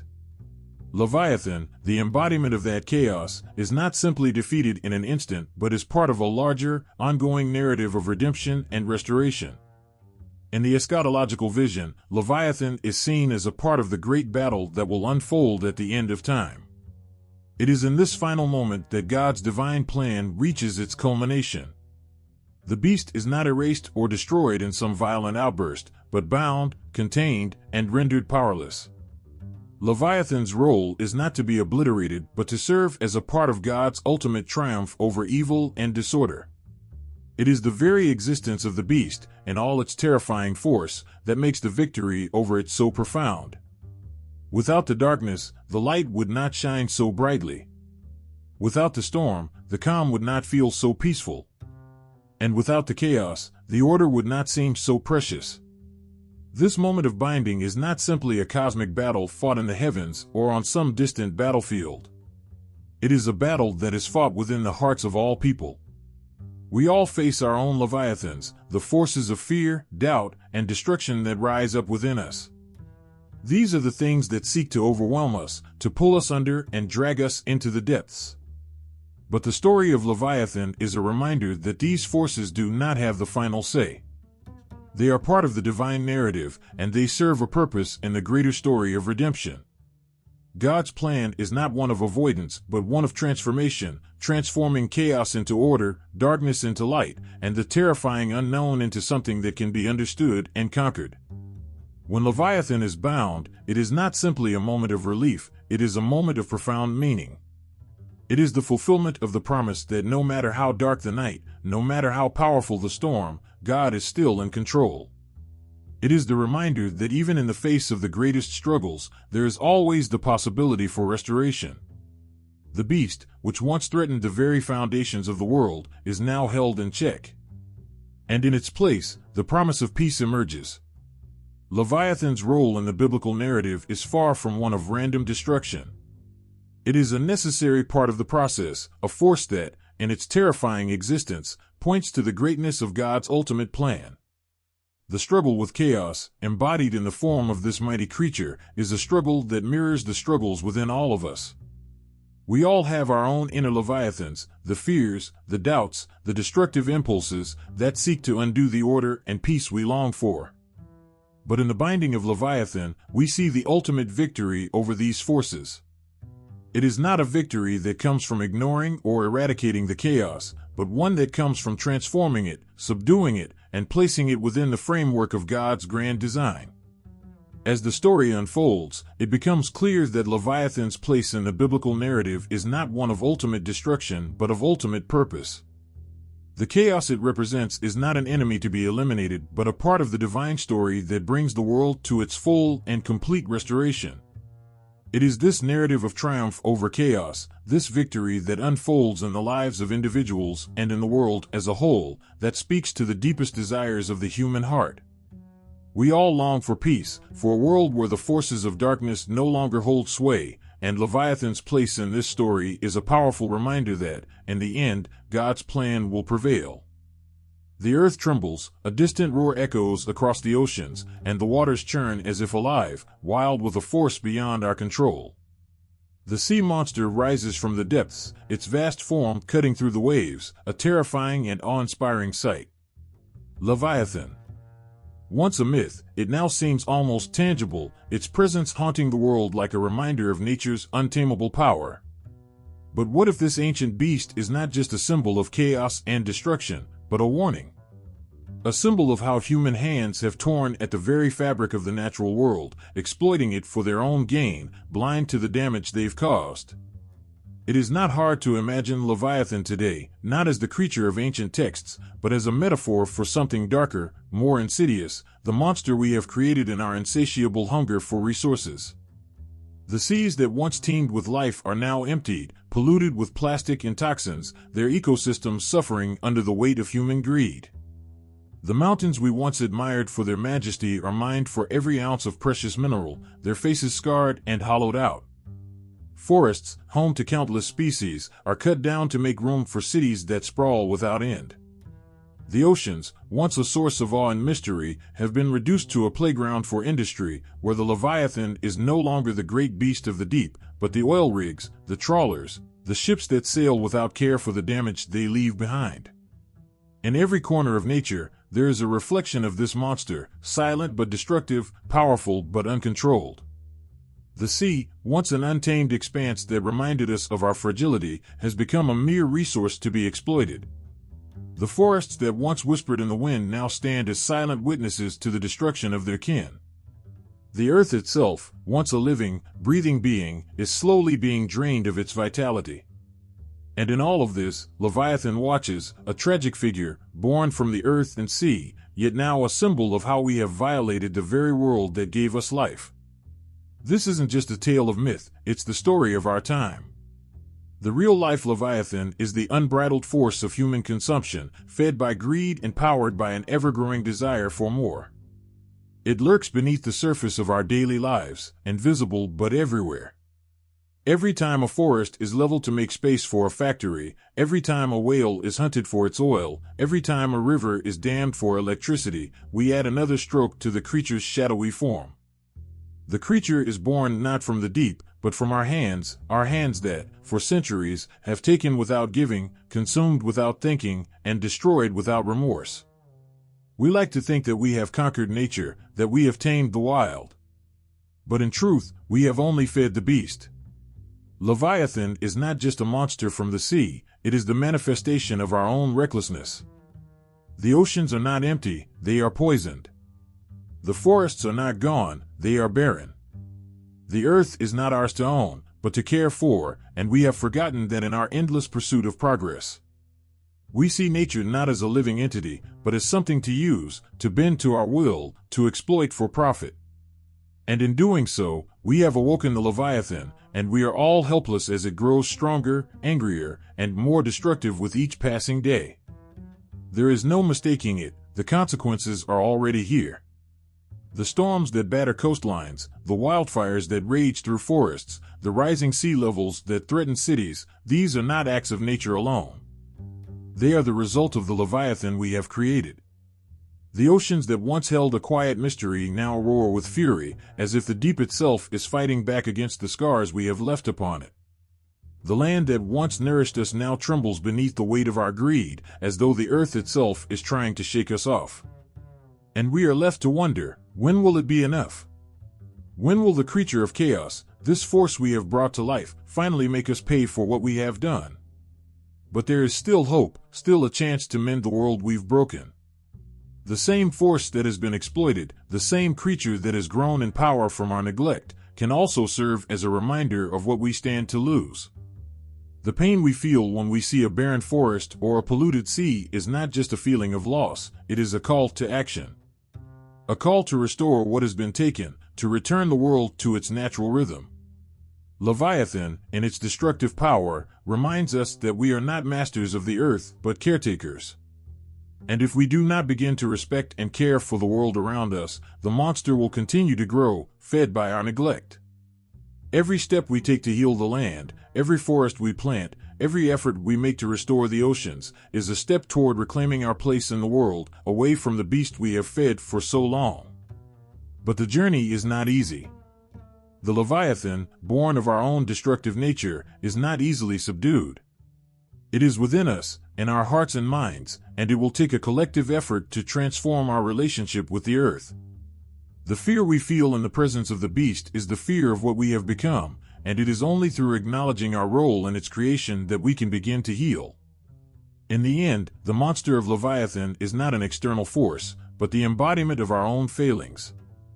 It is the product of our exploitation, our greed, and our disregard for the natural world. But it is also a symbol of the work that lies ahead. A work that calls us to stand up and face the chaos we have caused and to turn the tides before the monster rises too far from the depths. Only then can we hope to break the chains we have placed on the earth and restore the balance that was always meant to be. A vast, looming figure stands above the people, an all-encompassing force, with the power to command, control, and crush. It is not a beast of flesh and bone, but a creation of human thought, a towering presence that looms over everything. This is Leviathan, not from the depths of the sea, but from the very heart of politics, a symbol of power and order. Its eyes gleam with the reflection of the masses, its body formed by the hands of the people, yet it towers above them, watching with unblinking authority. And in the shadows, the question looms, is it truly for the people, or is it a force that will consume them? Hobbes' Leviathan was born from the chaos of a fractured society, where the world seemed to teeter on the edge of destruction. Imagine a world where fear ruled, where every man fought against every other man for survival. In such a world, the idea of a giant, all-powerful force, a Leviathan, becomes not just appealing, but necessary. Hobbes envisioned this great creature not as a mythical sea monster, but as a metaphor for the state, a sovereign power that would protect and enforce peace, keeping the chaos at bay. But there is something darker about this creature. The more you look at it, the more you see that it is not just a protector, but a being that commands, dominates, and dictates every action. At its heart, Hobbes' Leviathan is a symbol of fear, born from the understanding that without a powerful force to control the masses, society would crumble into violence and destruction. It's a stark image, the people, weak and divided, coming together to create something stronger, something unbreakable. This creature, this Leviathan, is not an abstract idea, but a very real, tangible force. It's made of the bodies of the people it controls, and it looms over them, shaping their lives and futures with its iron grip. The power of the Leviathan is absolute, its control unquestionable. To challenge it is to invite chaos, to face the very dissolution of society itself. As we stand in the shadow of the Leviathan, its legacy is not just confined to the pages of Hobbes' writings. It lives in the structures that surround us, the governments, the institutions, the laws that shape our lives. The Leviathan has become a symbol of authority, one that both protects and restricts, that promises safety but at a cost. In the modern world, the image of the Leviathan has evolved. It's no longer just a metaphor for absolute monarchy or a single ruler. It has become a symbol of the collective power that we, as a society, allow to govern us. It is the state, the laws, the enforcers of order that bind us together. But in the shadows of this great creature, there is always a question that lingers: how far should the Leviathan go? When does the protector become the oppressor? When does the promise of safety and stability cross the line into tyranny? The very idea of Leviathan demands a balance. It suggests that without absolute power, chaos will reign. But it also warns that absolute power, left unchecked, will consume the very people it was meant to protect. It is a delicate dance, one that has been played out in the corridors of power for centuries. The creature of Leviathan, ever watchful, continues to evolve. It is no longer just a force for maintaining order, it has become a force that shapes the very lives of its people. With every law passed, with every decision made by those in power, the Leviathan grows stronger, more defined. It is a constant force, a shadow that looms over the individual, reminding them that they are never truly free. The people may have created this creature, but once it was born, it was no longer under their control. Its hunger for power cannot be satiated, its thirst for control ever growing. And yet, there is something deeply unsettling about the Leviathan. There is a vulnerability that exists beneath its towering form, a fear that comes with knowing that the very creature that promises protection can also bring destruction. The people, once the creators of this great force, now find themselves bound by its power. Their lives, their rights, their very freedom are governed by the will of the Leviathan. The once strong are now weak in its presence, their voices drowned beneath its endless roar. The tension is palpable between the security it provides and the cost of that security. It is a fragile, dangerous balance. It is in these moments, in the quiet reflection of society's structures, that we feel the weight of the Leviathan's presence. The sense of unease that settles in, the discomfort that comes with knowing that, perhaps, we are no longer in control.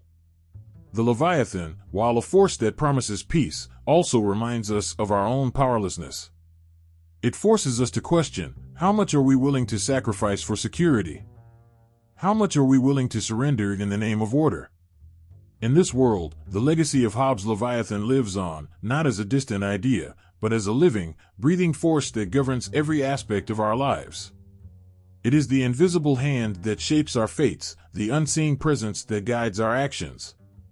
And in the shadow of this great beast, we are left to wonder, what happens when the people can no longer see the creature for what it truly is? What happens when the protector becomes the prison? When the Leviathan, in all its power, is no longer the safeguard we hoped for, but the force that binds us all in its unyielding grip? It is an unsettling thought, one that leaves us wondering if we are truly free or if, all along, we have been subjects of a much greater force, a force that, while promising peace, may eventually consume us.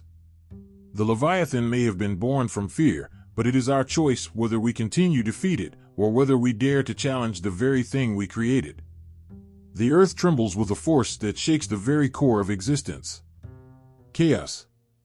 A beast of untold power stirs in the depths, its form hidden beneath the surface, yet its presence undeniable. This creature, Leviathan, is not just a monster, but a reflection of something much deeper, a reflection of the very struggle that binds the universe together. The eternal battle between chaos and order, destruction and creation, freedom and control. There is a tension, a conflict that stretches back through the ages, between these two forces. It's a force as old as time itself, one that resided in the minds of the philosophers and mythmakers of ancient times, and still stirs in the hearts of people today. As you stand on the edge of this abyss, the air heavy with the weight of this battle, you can almost feel it, a struggle, not for the future, but for the very fabric of the world. Leviathan, the creature born of chaos, beckons you to look deeper, to confront the darkness that threatens to swallow everything.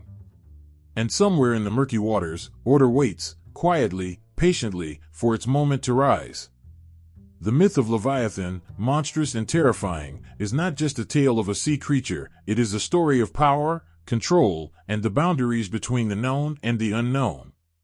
Philosophers have pondered for centuries about the nature of this beast, trying to understand its significance. Is Leviathan simply a symbol of raw, unchecked power? Or is it something more, a manifestation of the chaos that exists not just outside of us, but within? In the heart of philosophy, chaos is often seen as the primal force that predates all things. It is the void, the darkness, the unformed potential from which everything comes. From chaos comes creation, but it is always a fragile, tenuous thing. We cling to order, to structure, because in it, we find safety, stability. But there is something deeply unsettling about order, isn't there? It promises peace, but it also limits us, traps us in a world of rules and boundaries. And yet, without it, without those constraints, chaos would reign. The universe would fall apart. Leviathan is the embodiment of this chaos. Its power is immense, limitless. It moves with the force of a tidal wave, swallowing everything in its path, a force that cannot be tamed, only controlled. In the ancient stories, it is said that Leviathan cannot be killed, cannot be truly defeated. It is too vast, too wild. And in a way, that is the terrifying truth of chaos, it cannot be fully contained. It is always there, lurking beneath the surface, waiting for the moment to break free. The more you try to control it, the more it threatens to consume you. But if Leviathan represents chaos, what does it say about order? Where does it fit into this narrative? Can order truly exist without the shadow of chaos to define it? As the beast lurks, threatening to burst from the depths, order stands tall, its form rigid and strong. Order is the structure, the discipline, the rules that govern our lives. It promises safety, but it can also feel suffocating. The lines are drawn, and we must stay within them. There is little room for freedom, for spontaneity, for the wildness of life. The cold, calculated logic of order stands in stark contrast to the raw power of Leviathan. But perhaps that is the greatest truth of all, neither chaos nor order can exist without the other. The two are inseparable, bound together in an eternal dance, like the waves of the ocean that rise and fall with a rhythm that can never be fully understood. We need chaos to bring forth change, to shake us from our complacency. And we need order to keep us from falling into the abyss, to prevent the world from falling apart. The myth of Leviathan, as it meets philosophy, reveals a deeper truth about human nature. We are caught between these two forces, struggling to find balance. We are drawn to chaos, to the freedom it promises, but we also fear it. We long for order, for structure, but we resist it. The beast calls to us from the depths, tempting us to break free of the constraints that bind us. But when we listen too closely, when we step too far into its dark embrace, we find ourselves lost, adrift in the very chaos we sought to control. Philosophy teaches us that in this struggle between chaos and order, there is no clear victor. There is no simple solution. The two forces are always in tension, pulling and pushing against each other. In our pursuit of order, we may find that we are suppressing the very chaos that makes us human. And in our embrace of chaos, we may discover that we are only inviting destruction. Perhaps the greatest challenge, then, is not to conquer either force, but to learn how to live with them, to find harmony between the two.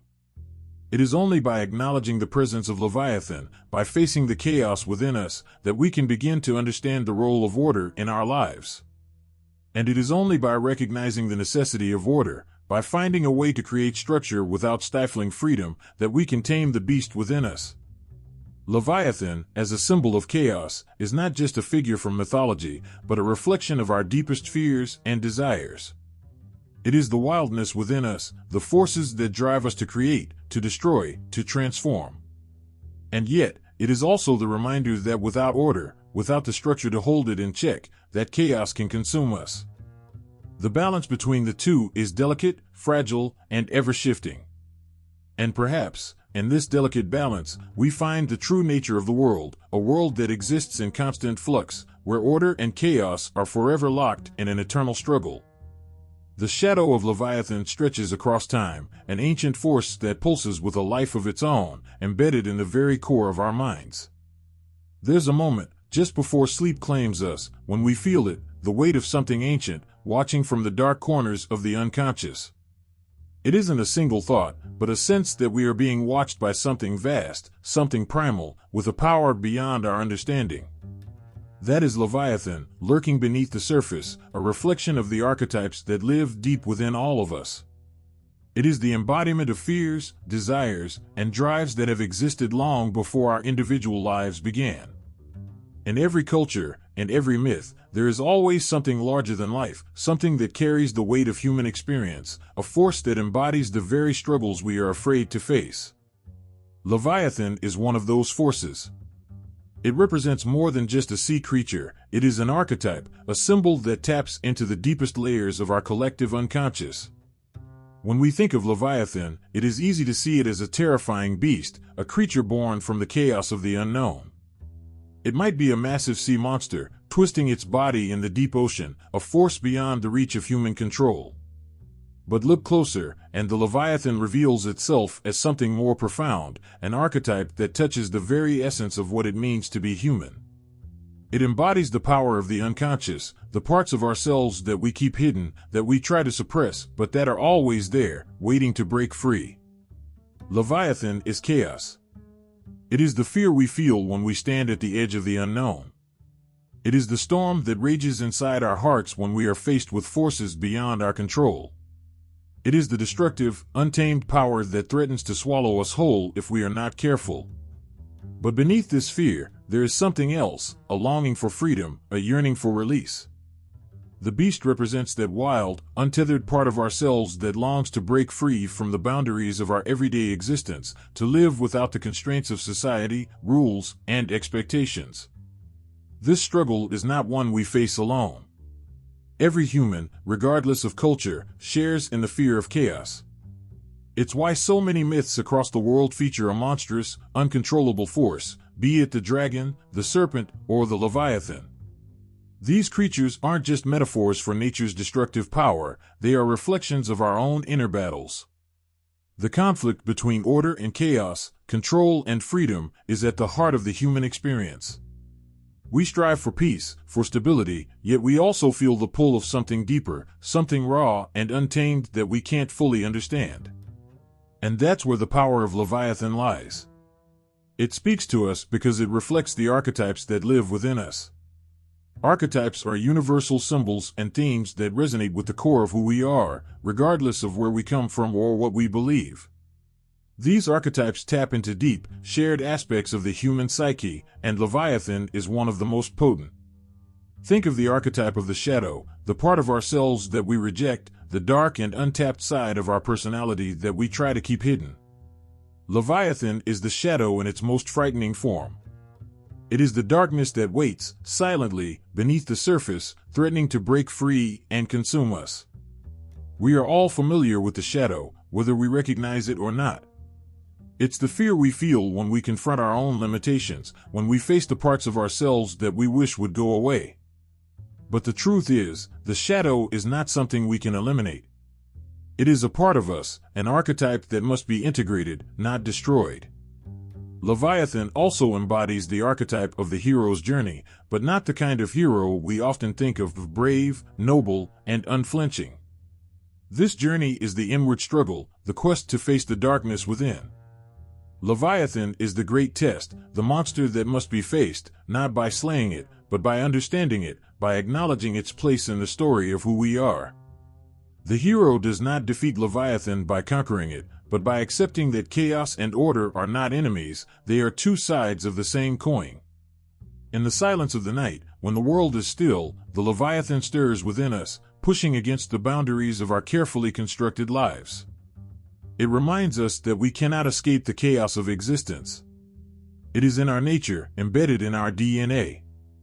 But as much as we fear it, we are drawn to it. There's something oddly comforting in its presence, because Leviathan is not a threat that will disappear if we ignore it. It's the reminder that there is more to life than the mundane, that within us all is the potential for greatness, for transformation. But to access that potential, we must face the chaos, not fight it, but allow it to teach us. The Leviathan's grip tightens, but it also beckons. It calls us to confront the things we fear most, our vulnerability, our insignificance, and our inability to control everything around us. When we look closely, we realize that the monster isn't just out there, in the depths of the ocean or in the dark corners of our dreams. It is us. It's the reflection of the parts of us that we are too afraid to confront. And once we face it, once we look the Leviathan in the eye, we may find that we are not so powerless after all. The chaos is not our enemy, it is our teacher, our guide, and in its grasp, we find the strength to become something more than we ever thought possible. Leviathan is not just a myth or a symbol. It is the mirror of our unconscious mind, the archetype that resides deep within us all. It challenges us to confront our fears, to face the darkness, and to embrace the wild, untamed part of ourselves that we have long tried to suppress. And in doing so, we are transformed, not by conquering the beast, but by accepting its place in our story and finding peace in the struggle between chaos and order. There is a moment when the darkness feels too close, when the quiet whisper in your mind starts to grow louder, gnawing at you, a shadow that seems impossible to escape. It's there, lurking behind your thoughts, threatening to break free. It's a feeling that grips your chest, tightening like a vice, and you know it's coming, an overwhelming, insatiable force rising from somewhere deep inside. You don't need to look far to see it. It is the monster within.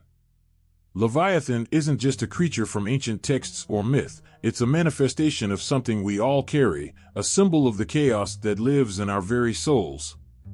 The terror of the unknown, the anger we can't express, the fear we refuse to face, it's all there, waiting to consume us. At times, it feels as though the world is too much to handle, the weight of it pressing down on us until we can't breathe. In these moments, the Leviathan isn't just out there in the ocean, it is within, twisting and turning, its presence as undeniable as the pulse of your own heart.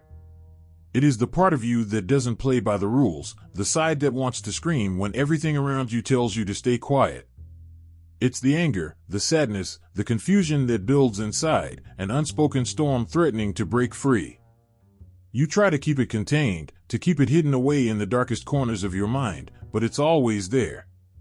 The more you try to ignore it, the stronger it becomes, and you begin to realize that you can't escape it. Sometimes, this monster doesn't even need to roar to be felt. It simply exists in the spaces between your thoughts, and the pauses between breaths. It's the sudden chill that crawls up your spine when you're alone, the flicker of unease that won't go away.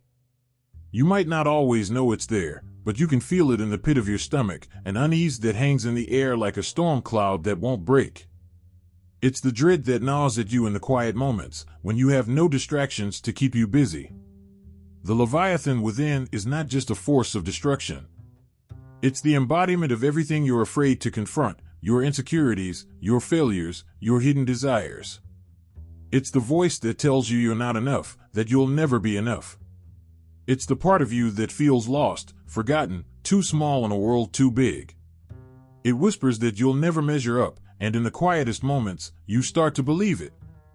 And yet, the very fact that Leviathan exists in our minds means something powerful. The monster isn't just there to terrify, it is part of us, an unspoken reminder of everything we can't control, of the parts of ourselves we'd rather keep hidden. Leviathan is both the enemy and the mirror. It shows us not just who we are, but who we are afraid to become. Its presence is the constant reminder that our darkest fears are not separate from us, they are woven into the very fabric of our being. The struggle with Leviathan isn't just physical. It's mental, emotional, spiritual. It's the tension between who we are and who we fear we might be. And when the monster within stirs, we feel powerless, small, like we're drowning in the very emotions that make us human. It's the sense of hopelessness that takes root and spreads like wildfire, until we wonder if we'll ever be able to escape it. How many times have you felt trapped inside your own mind, suffocated by thoughts that you can't control, by emotions that refuse to be tamed? There is a certain cruelty in the way Leviathan seems to move, silently, relentlessly. It creeps into every crevice of our consciousness, eating away at the things we thought were safe. And even in the brightest moments, when everything feels calm and perfect, there's that lurking awareness that it could all change in an instant. One slip, one moment of weakness, and the beast is there, rising from the depths, ready to pull you under. The harder you fight it, the more it pushes back. It's the sense of being on the edge, of standing on a cliff, watching the waves crash beneath you, knowing that one wrong move will send you tumbling into the abyss. The more you struggle, the deeper you sink into your own despair. And yet, in those very moments, there's a small flicker of truth that you cannot ignore, the fact that this monster is also a part of you, and maybe, just maybe, it doesn't want to destroy you. When you begin to accept that the Leviathan is not something to be vanquished, but something to understand, you realize that you are not powerless. This monster, this force of nature, is not simply a shadow to be cast away. It is part of the journey, part of the process of becoming whole. It's the storm you must weather to find the calm. The Leviathan is not a death sentence, but a challenge, a call to face your fears, to confront the very things that scare you the most, and in doing so, to learn something profound about yourself. For all its terror, there is something hauntingly beautiful about the presence of Leviathan. In its depths, we find our own raw truth, stripped of all pretense and protection. It's in those darkest moments, when you feel yourself falling apart, that you can finally see the world for what it truly is. The chaos of the Leviathan forces you to confront the lies you've told yourself, the masks you've worn to hide your vulnerability. In the end, it's not about defeating the monster, it's about learning to live with it, to accept its presence, and to find the strength to stand up to it, again and again. It's a slow process, this dance with the beast inside. At first, it feels impossible. You wonder if you'll ever see the light again. But just as the storm clouds pass, so too does the chaos within. With each wave of anxiety, each moment of overwhelming emotion, you come to understand that the Leviathan is not something that will break you. It is the test that teaches you how to live, how to breathe, how to survive. The monster inside may be terrifying, but it also holds the keys to your own growth. In the end, the Leviathan within is not just a creature to be feared. It is a part of the story, a reminder that the battle for peace, for understanding, for self-acceptance, is not won by avoiding the darkness, but by walking through it. The storm was fierce, the waves towering like giants. A lone ship fought its way through the dark expanse of the ocean, its sails snapping violently against the wind. A sudden shadow rose from beneath the surface, so massive it seemed to swallow the entire horizon. It wasn't just the shape of a sea creature, it was something ancient, something primal. The ship creaked and groaned under the strain, the air thick with the smell of salt and fear. And then, out of the darkness, came the unmistakable form of Leviathan. It wasn't just a legend anymore. It was real. And it was coming for them. The monster had returned, this ancient creature that haunted the oceans, a figure both terrifying and fascinating. But what did it mean, this Leviathan? Why does it still hold such a grip on us, even today, when we've long conquered the seas and mapped the farthest corners of the earth? The beast that once roamed the waters of ancient myth, symbolizing chaos and destruction, now lives on, perpetually evolving, always adapting, continuously captivating our imaginations. Perhaps it is because the sea, with all its depth and mystery, has always been a source of both wonder and fear. Its vastness remains impossible to fully understand. Every time we think we know it, a new creature surfaces, or a new unexplored trench is discovered, reminding us that there are depths we cannot touch, forces we cannot tame. Leviathan, in all its forms, is a symbol of that unknown. It represents the part of us that fears what we cannot control, the parts of life that feel like they might swallow us whole. From the pages of ancient texts to modern films, Leviathan has become a constant presence in popular culture, shifting and adapting to the fears of the times. In the heart of the darkness, it has grown into more than just a creature. It is a mirror of human anxiety, a symbol of our deepest, most primal fears. Every generation adds its own layer to the myth, twisting it, reshaping it, keeping it alive through stories, art, and film. In stories like Moby Dick, the sea monster is transformed into something more than just an adversary. It is an obsession. Captain Ahab, consumed by his quest to hunt the great white whale, becomes a tragic figure, as the creature he seeks to destroy begins to symbolize something much deeper. Leviathan is not just a beast of flesh and bone, it is a force of nature, a manifestation of humanity's struggle against the uncontrollable. The tension between man and monster becomes a reflection of our own internal battles, the fight between order and chaos, control and surrender. But this creature doesn't just haunt the past, it continues to live, breathing life into our modern culture. Films like Jurassic World and Pacific Rim resurrect the idea of monstrous sea creatures, their colossal forms rising from the depths to wreak havoc on human civilization. The sea, with all its mysteries, remains a space where anything is possible.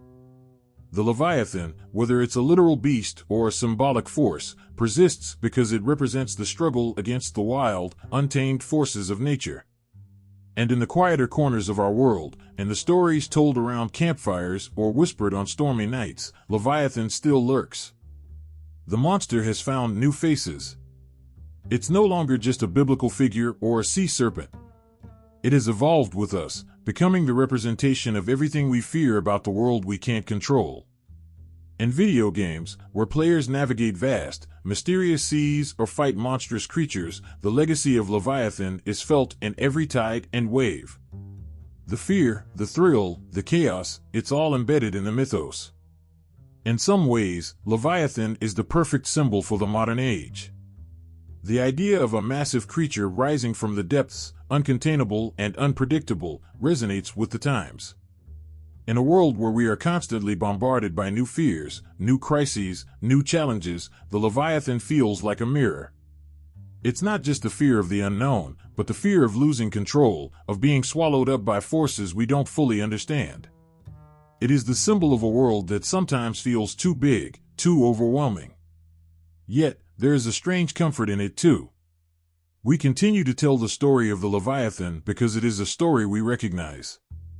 It is the reflection of something inside us, the darkness that we know is always there, just beneath the surface. By confronting the Leviathan in the stories we tell, and the monsters we create, we are somehow confronting our own fears.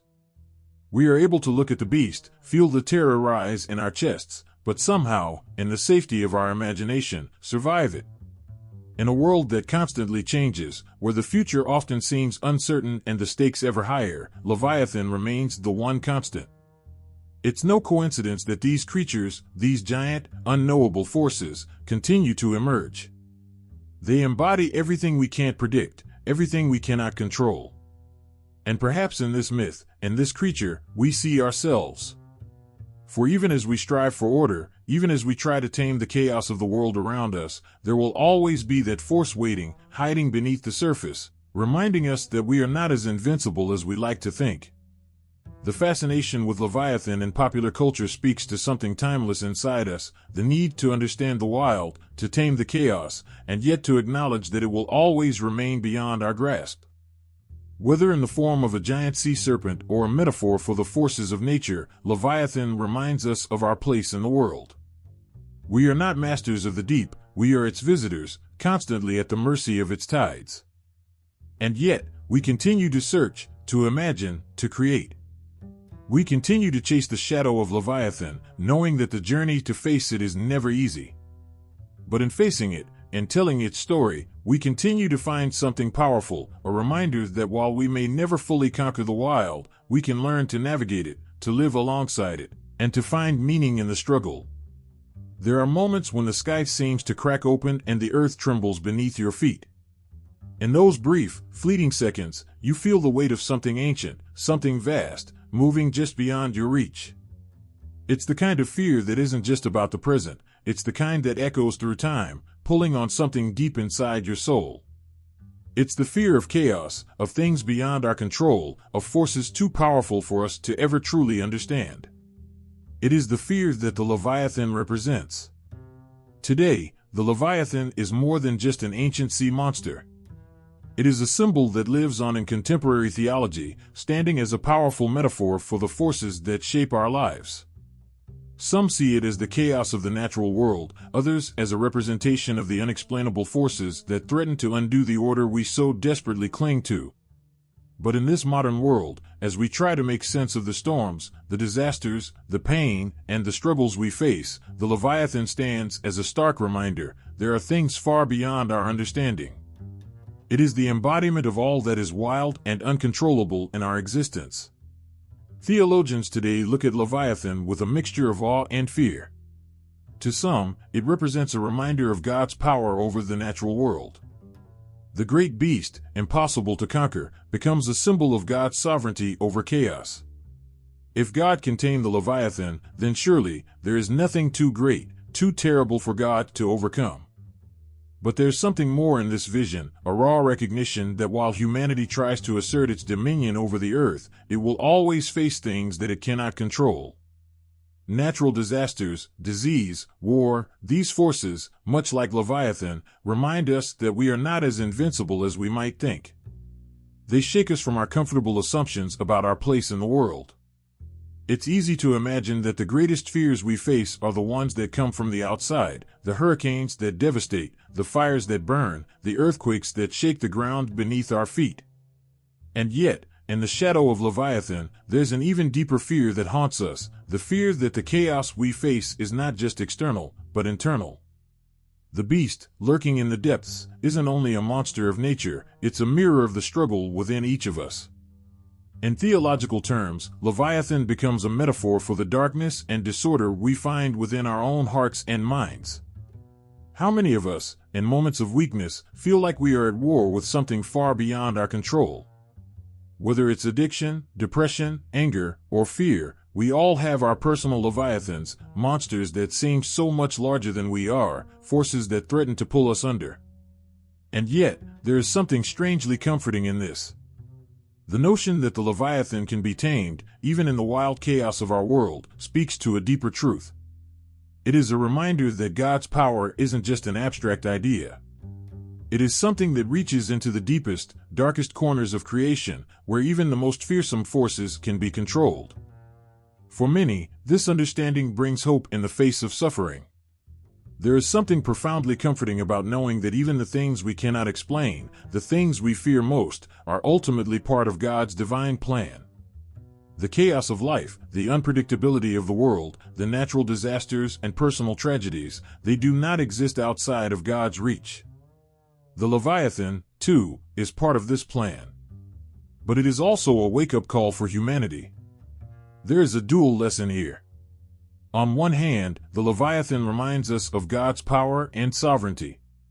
But on the other, it is a call to humility.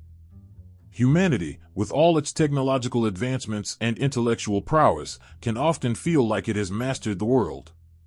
We build cities that scrape the sky, harness the power of the wind and the sun, and bend nature to our will. But in the presence of the Leviathan, we are reminded that no matter how much we think we understand, there will always be forces beyond us.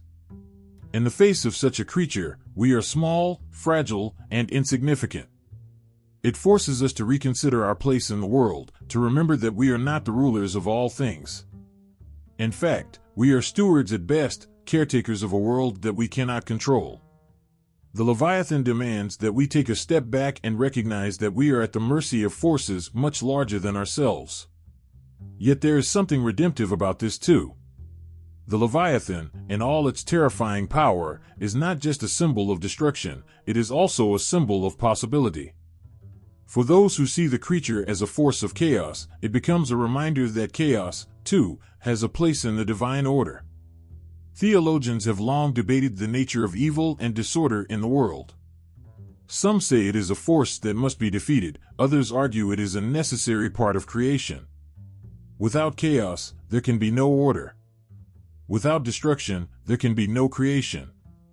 The Leviathan, then, is a symbol of this tension.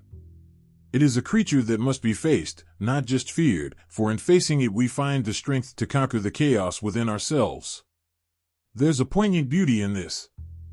As much as we may want to control our lives, to banish the storms of our existence, there is wisdom in accepting the chaos, the messiness, and the struggle. The Leviathan calls us to embrace that struggle, to see the beauty in the fight. Perhaps it is in this very struggle, this wrestling with the forces of nature and the internal monsters within us, that we discover who we truly are. Just as God is seen as mastering Leviathan, so too can we find strength in our struggles. It is through the storms of our lives, through the fight against our own personal Leviathans, that we become who we are meant to be. Leviathan, in modern theology, serves as a complex and powerful symbol. It is a symbol of chaos, yes, but also a symbol of the divine order that brings meaning to that chaos. It reminds us that, as much as we try to tame the world, there will always be forces beyond us. But it also calls us to find strength in the face of these forces, to confront them not with fear but with the understanding that even in the chaos, there is purpose. The beast may be terrifying, but it is in the struggle that we find the light. There's something hauntingly beautiful about a story that refuses to die. It's the kind of story that, no matter how many generations pass, continues to pulse with life. In every whispered tale and every flicker of imagination, the myth of Leviathan rises again. It's a creature so vast, so terrifying, that even the ocean's depths seem too shallow to contain it. And yet, we can't stop searching for it. We can't stop yearning to understand it. Leviathan is more than a monster. It is an idea that stretches across time, across cultures, and across the human heart. It is a symbol of chaos and order, fear and hope, destruction and creation.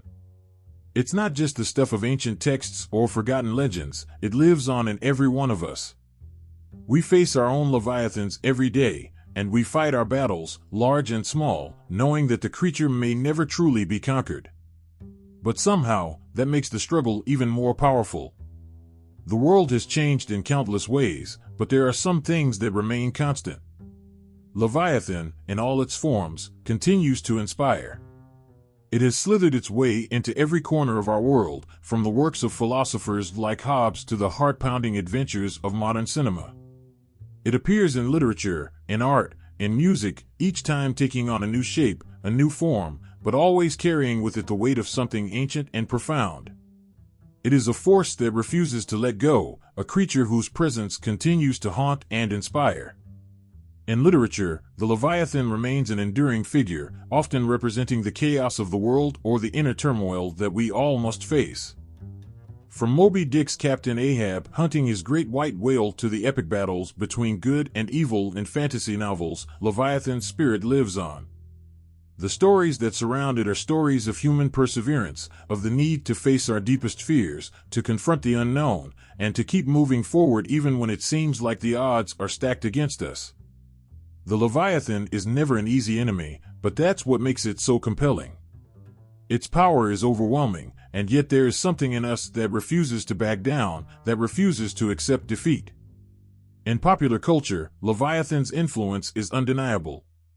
It's there in the terrifying creatures of horror movies, the shadowy figures that lurk just beneath the surface of our nightmares. It's there in the giant monsters that wreck cities, in the deep-sea creatures that defy comprehension, and in the ancient gods and demons that still stir in the dark corners of our collective imagination. With every new iteration, the Leviathan evolves, but it always carries with it the same message: there are forces in this world that are bigger than us, but they do not define us. We are not meant to bow to them. We are meant to rise up, to face them head-on. Even in the modern world, the myth of Leviathan is far from irrelevant. It's woven into our understanding of nature and the environment, a reminder that the forces of nature are not to be controlled or tamed at will. In the stories of Leviathan, we see the tension between human ambition and the unpredictable power of the natural world. And it is in that tension that we find something deeply human, our endless drive to understand, to conquer, and sometimes, to be humbled. The creature represents the dangers of hubris, but also the strength of resilience. We can challenge the monster, but we must also respect it. The myth lives on because, on some level, we all see ourselves in the creature. It is a reminder that chaos is not just an external force, it is within us too. It is that inner turmoil, the fears that we carry with us, the doubts that keep us awake at night. But even more than that, the Leviathan reminds us that we are capable of facing those fears, of wrestling with the monsters inside ourselves and coming out the other side stronger. The myth is timeless because it speaks to a universal truth. We are all on a journey to confront our own inner Leviathans.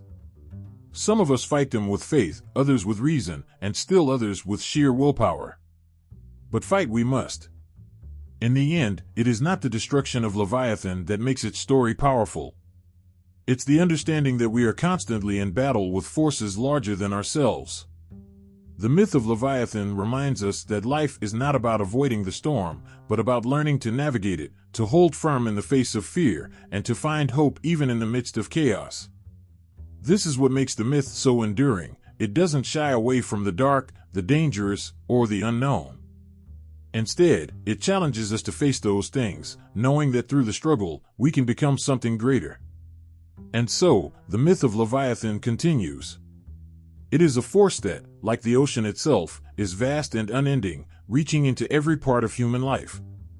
It continues to inspire, to terrify, and to uplift. The creature may be monstrous, but it is also part of the very fabric of our world, something that cannot be ignored or forgotten. As long as there are storms, as long as there are fears, as long as there are battles to be fought, Leviathan will live on. It is more than just a symbol. It is a part of us all. There is something about the sea that commands both awe and fear. The horizon stretches infinitely, hiding mysteries that no human mind can fully comprehend. The waves crash in a rhythm so powerful, so unrelenting, that it seems as if the very forces of nature are singing their ancient song. It is in this great expanse that the Leviathan, a creature of chaos and creation, makes its home. A monster, yes, but also something much more profound, a symbol of everything the ocean is, wild, uncontrollable, terrifying, and yet full of life. The Leviathan is not merely a monster. It is a paradox, one that embodies the delicate balance between destruction and creation. It is both the raging storm and the calm after it.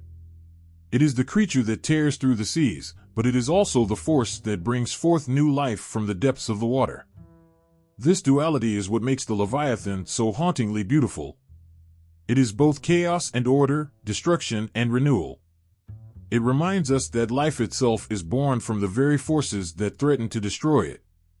At the heart of this myth lies an uncomfortable truth: the power that brings life is the same power that can take it away. The Leviathan, as a symbol of the sea, embodies the primal forces that govern existence. The sea is the birthplace of creation, teeming with life and possibility. But it is also a realm of immense power, where the smallest ripple can grow into a towering wave, capable of swallowing entire worlds. The Leviathan is both a creature of terror and a reminder of the beauty that can be found in chaos. Without the storm, there would be no calm. Without destruction, there would be no creation. The myth speaks to something deep within us.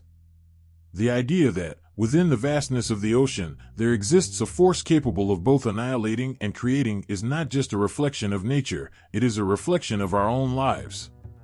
We too are shaped by the forces of chaos and creation. There are moments when life feels overwhelming, when the world seems too big and too powerful to understand. It is in those moments that the Leviathan stirs within us, reminding us that the same chaos that threatens to consume us also has the power to shape us into something stronger, something more resilient.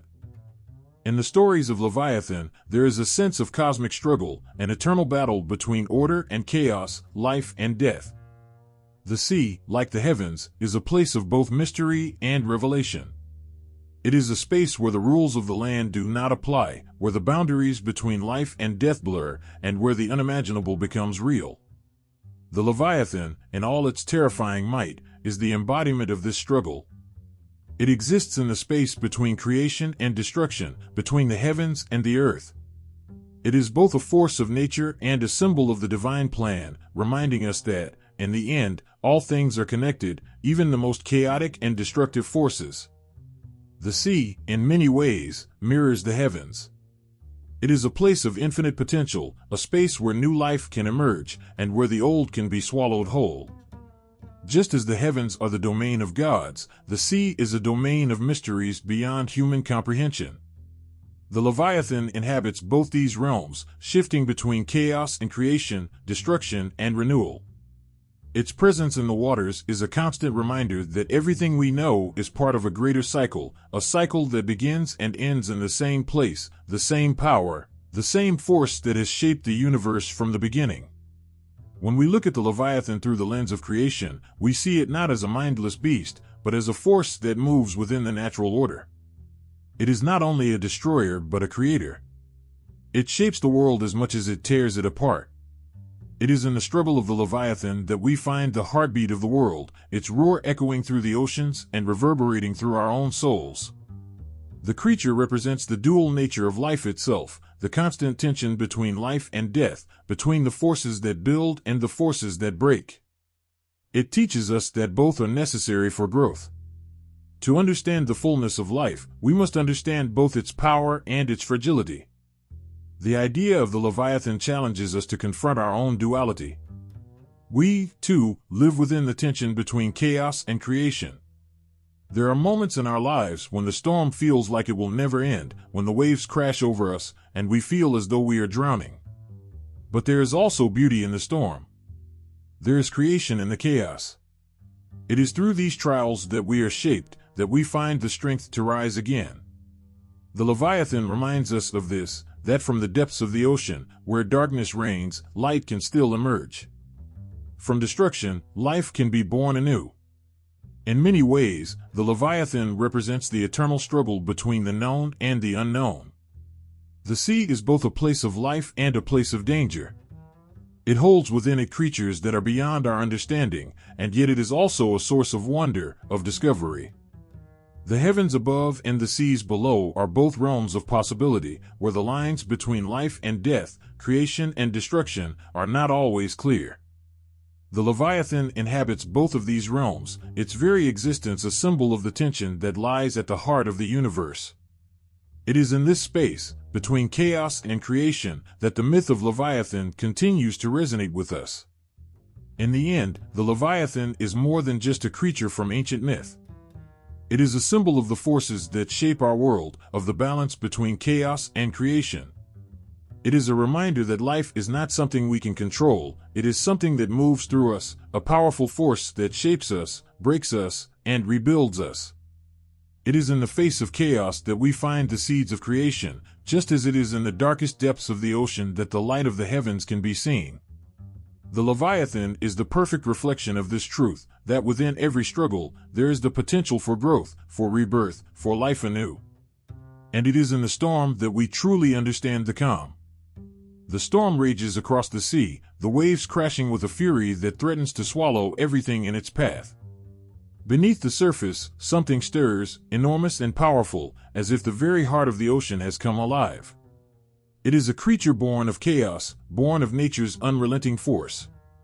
The Leviathan, with its massive presence, is more than just a mythical beast.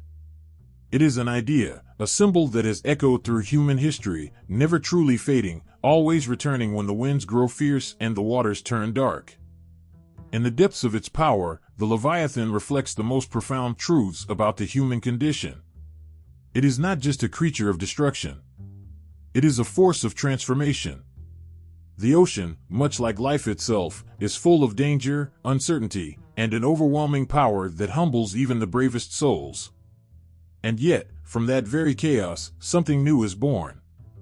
Just as the sea churns and reshapes the land with its relentless waves, the Leviathan reshapes our understanding of the world, of creation and destruction, and of the forces that lie beneath the surface of all things. When we stand on the edge of the world, watching the waves crash against the shore, it's easy to forget how much of life remains hidden, just below the surface. The Leviathan is a reminder that not all things are visible, not all forces are understood. There are parts of us, parts of the world, that we cannot control, no matter how hard we try. The chaos it represents is not only the violence of the sea, but the forces that lie within us, the struggles we face, and the inevitable challenges of life. We fight to maintain order, to build and create, but the Leviathan reminds us that chaos is always lurking, ready to rise when we least expect it. Yet, it is within that very chaos that the greatest transformations occur. It is easy to see the Leviathan as a beast to be feared, but there is a deeper truth within its myth.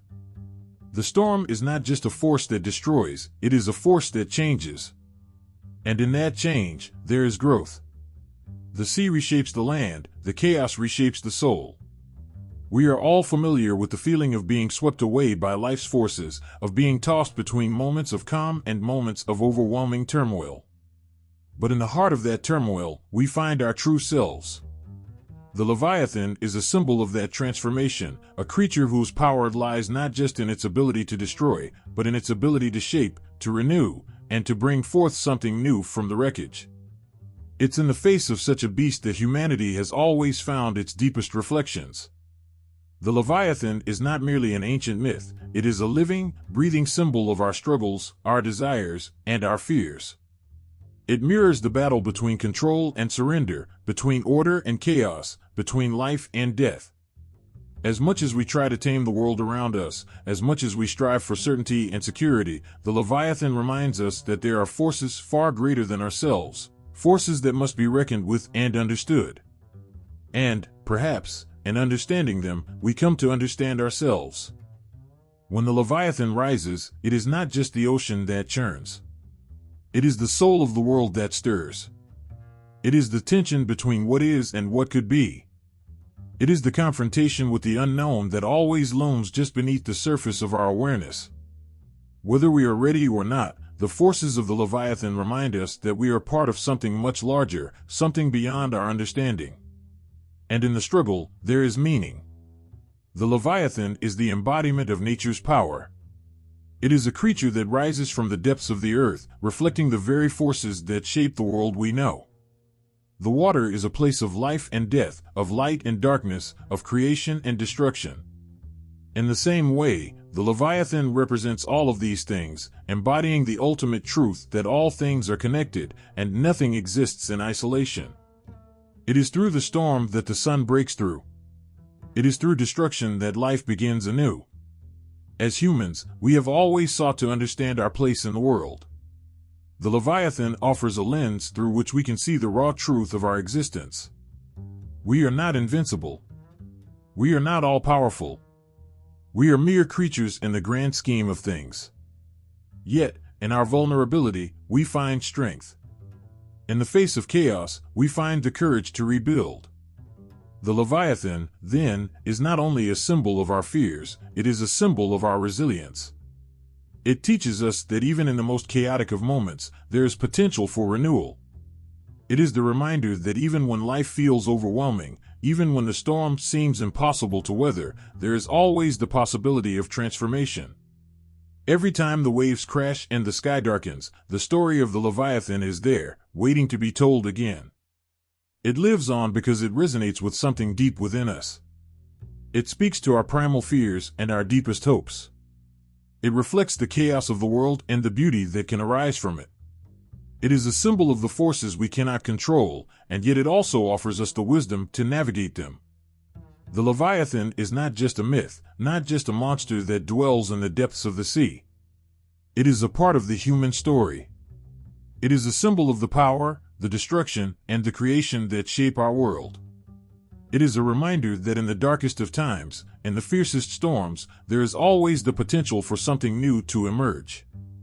The monster within the sea is a reflection of the power that resides within each of us, the same force that can break us, and, ultimately, the same force that can make us whole again. The Leviathan is a story that will never fade, because it speaks to the truth of who we are and who we can become. It will continue to rise, again and again, as long as there are oceans and souls willing to listen.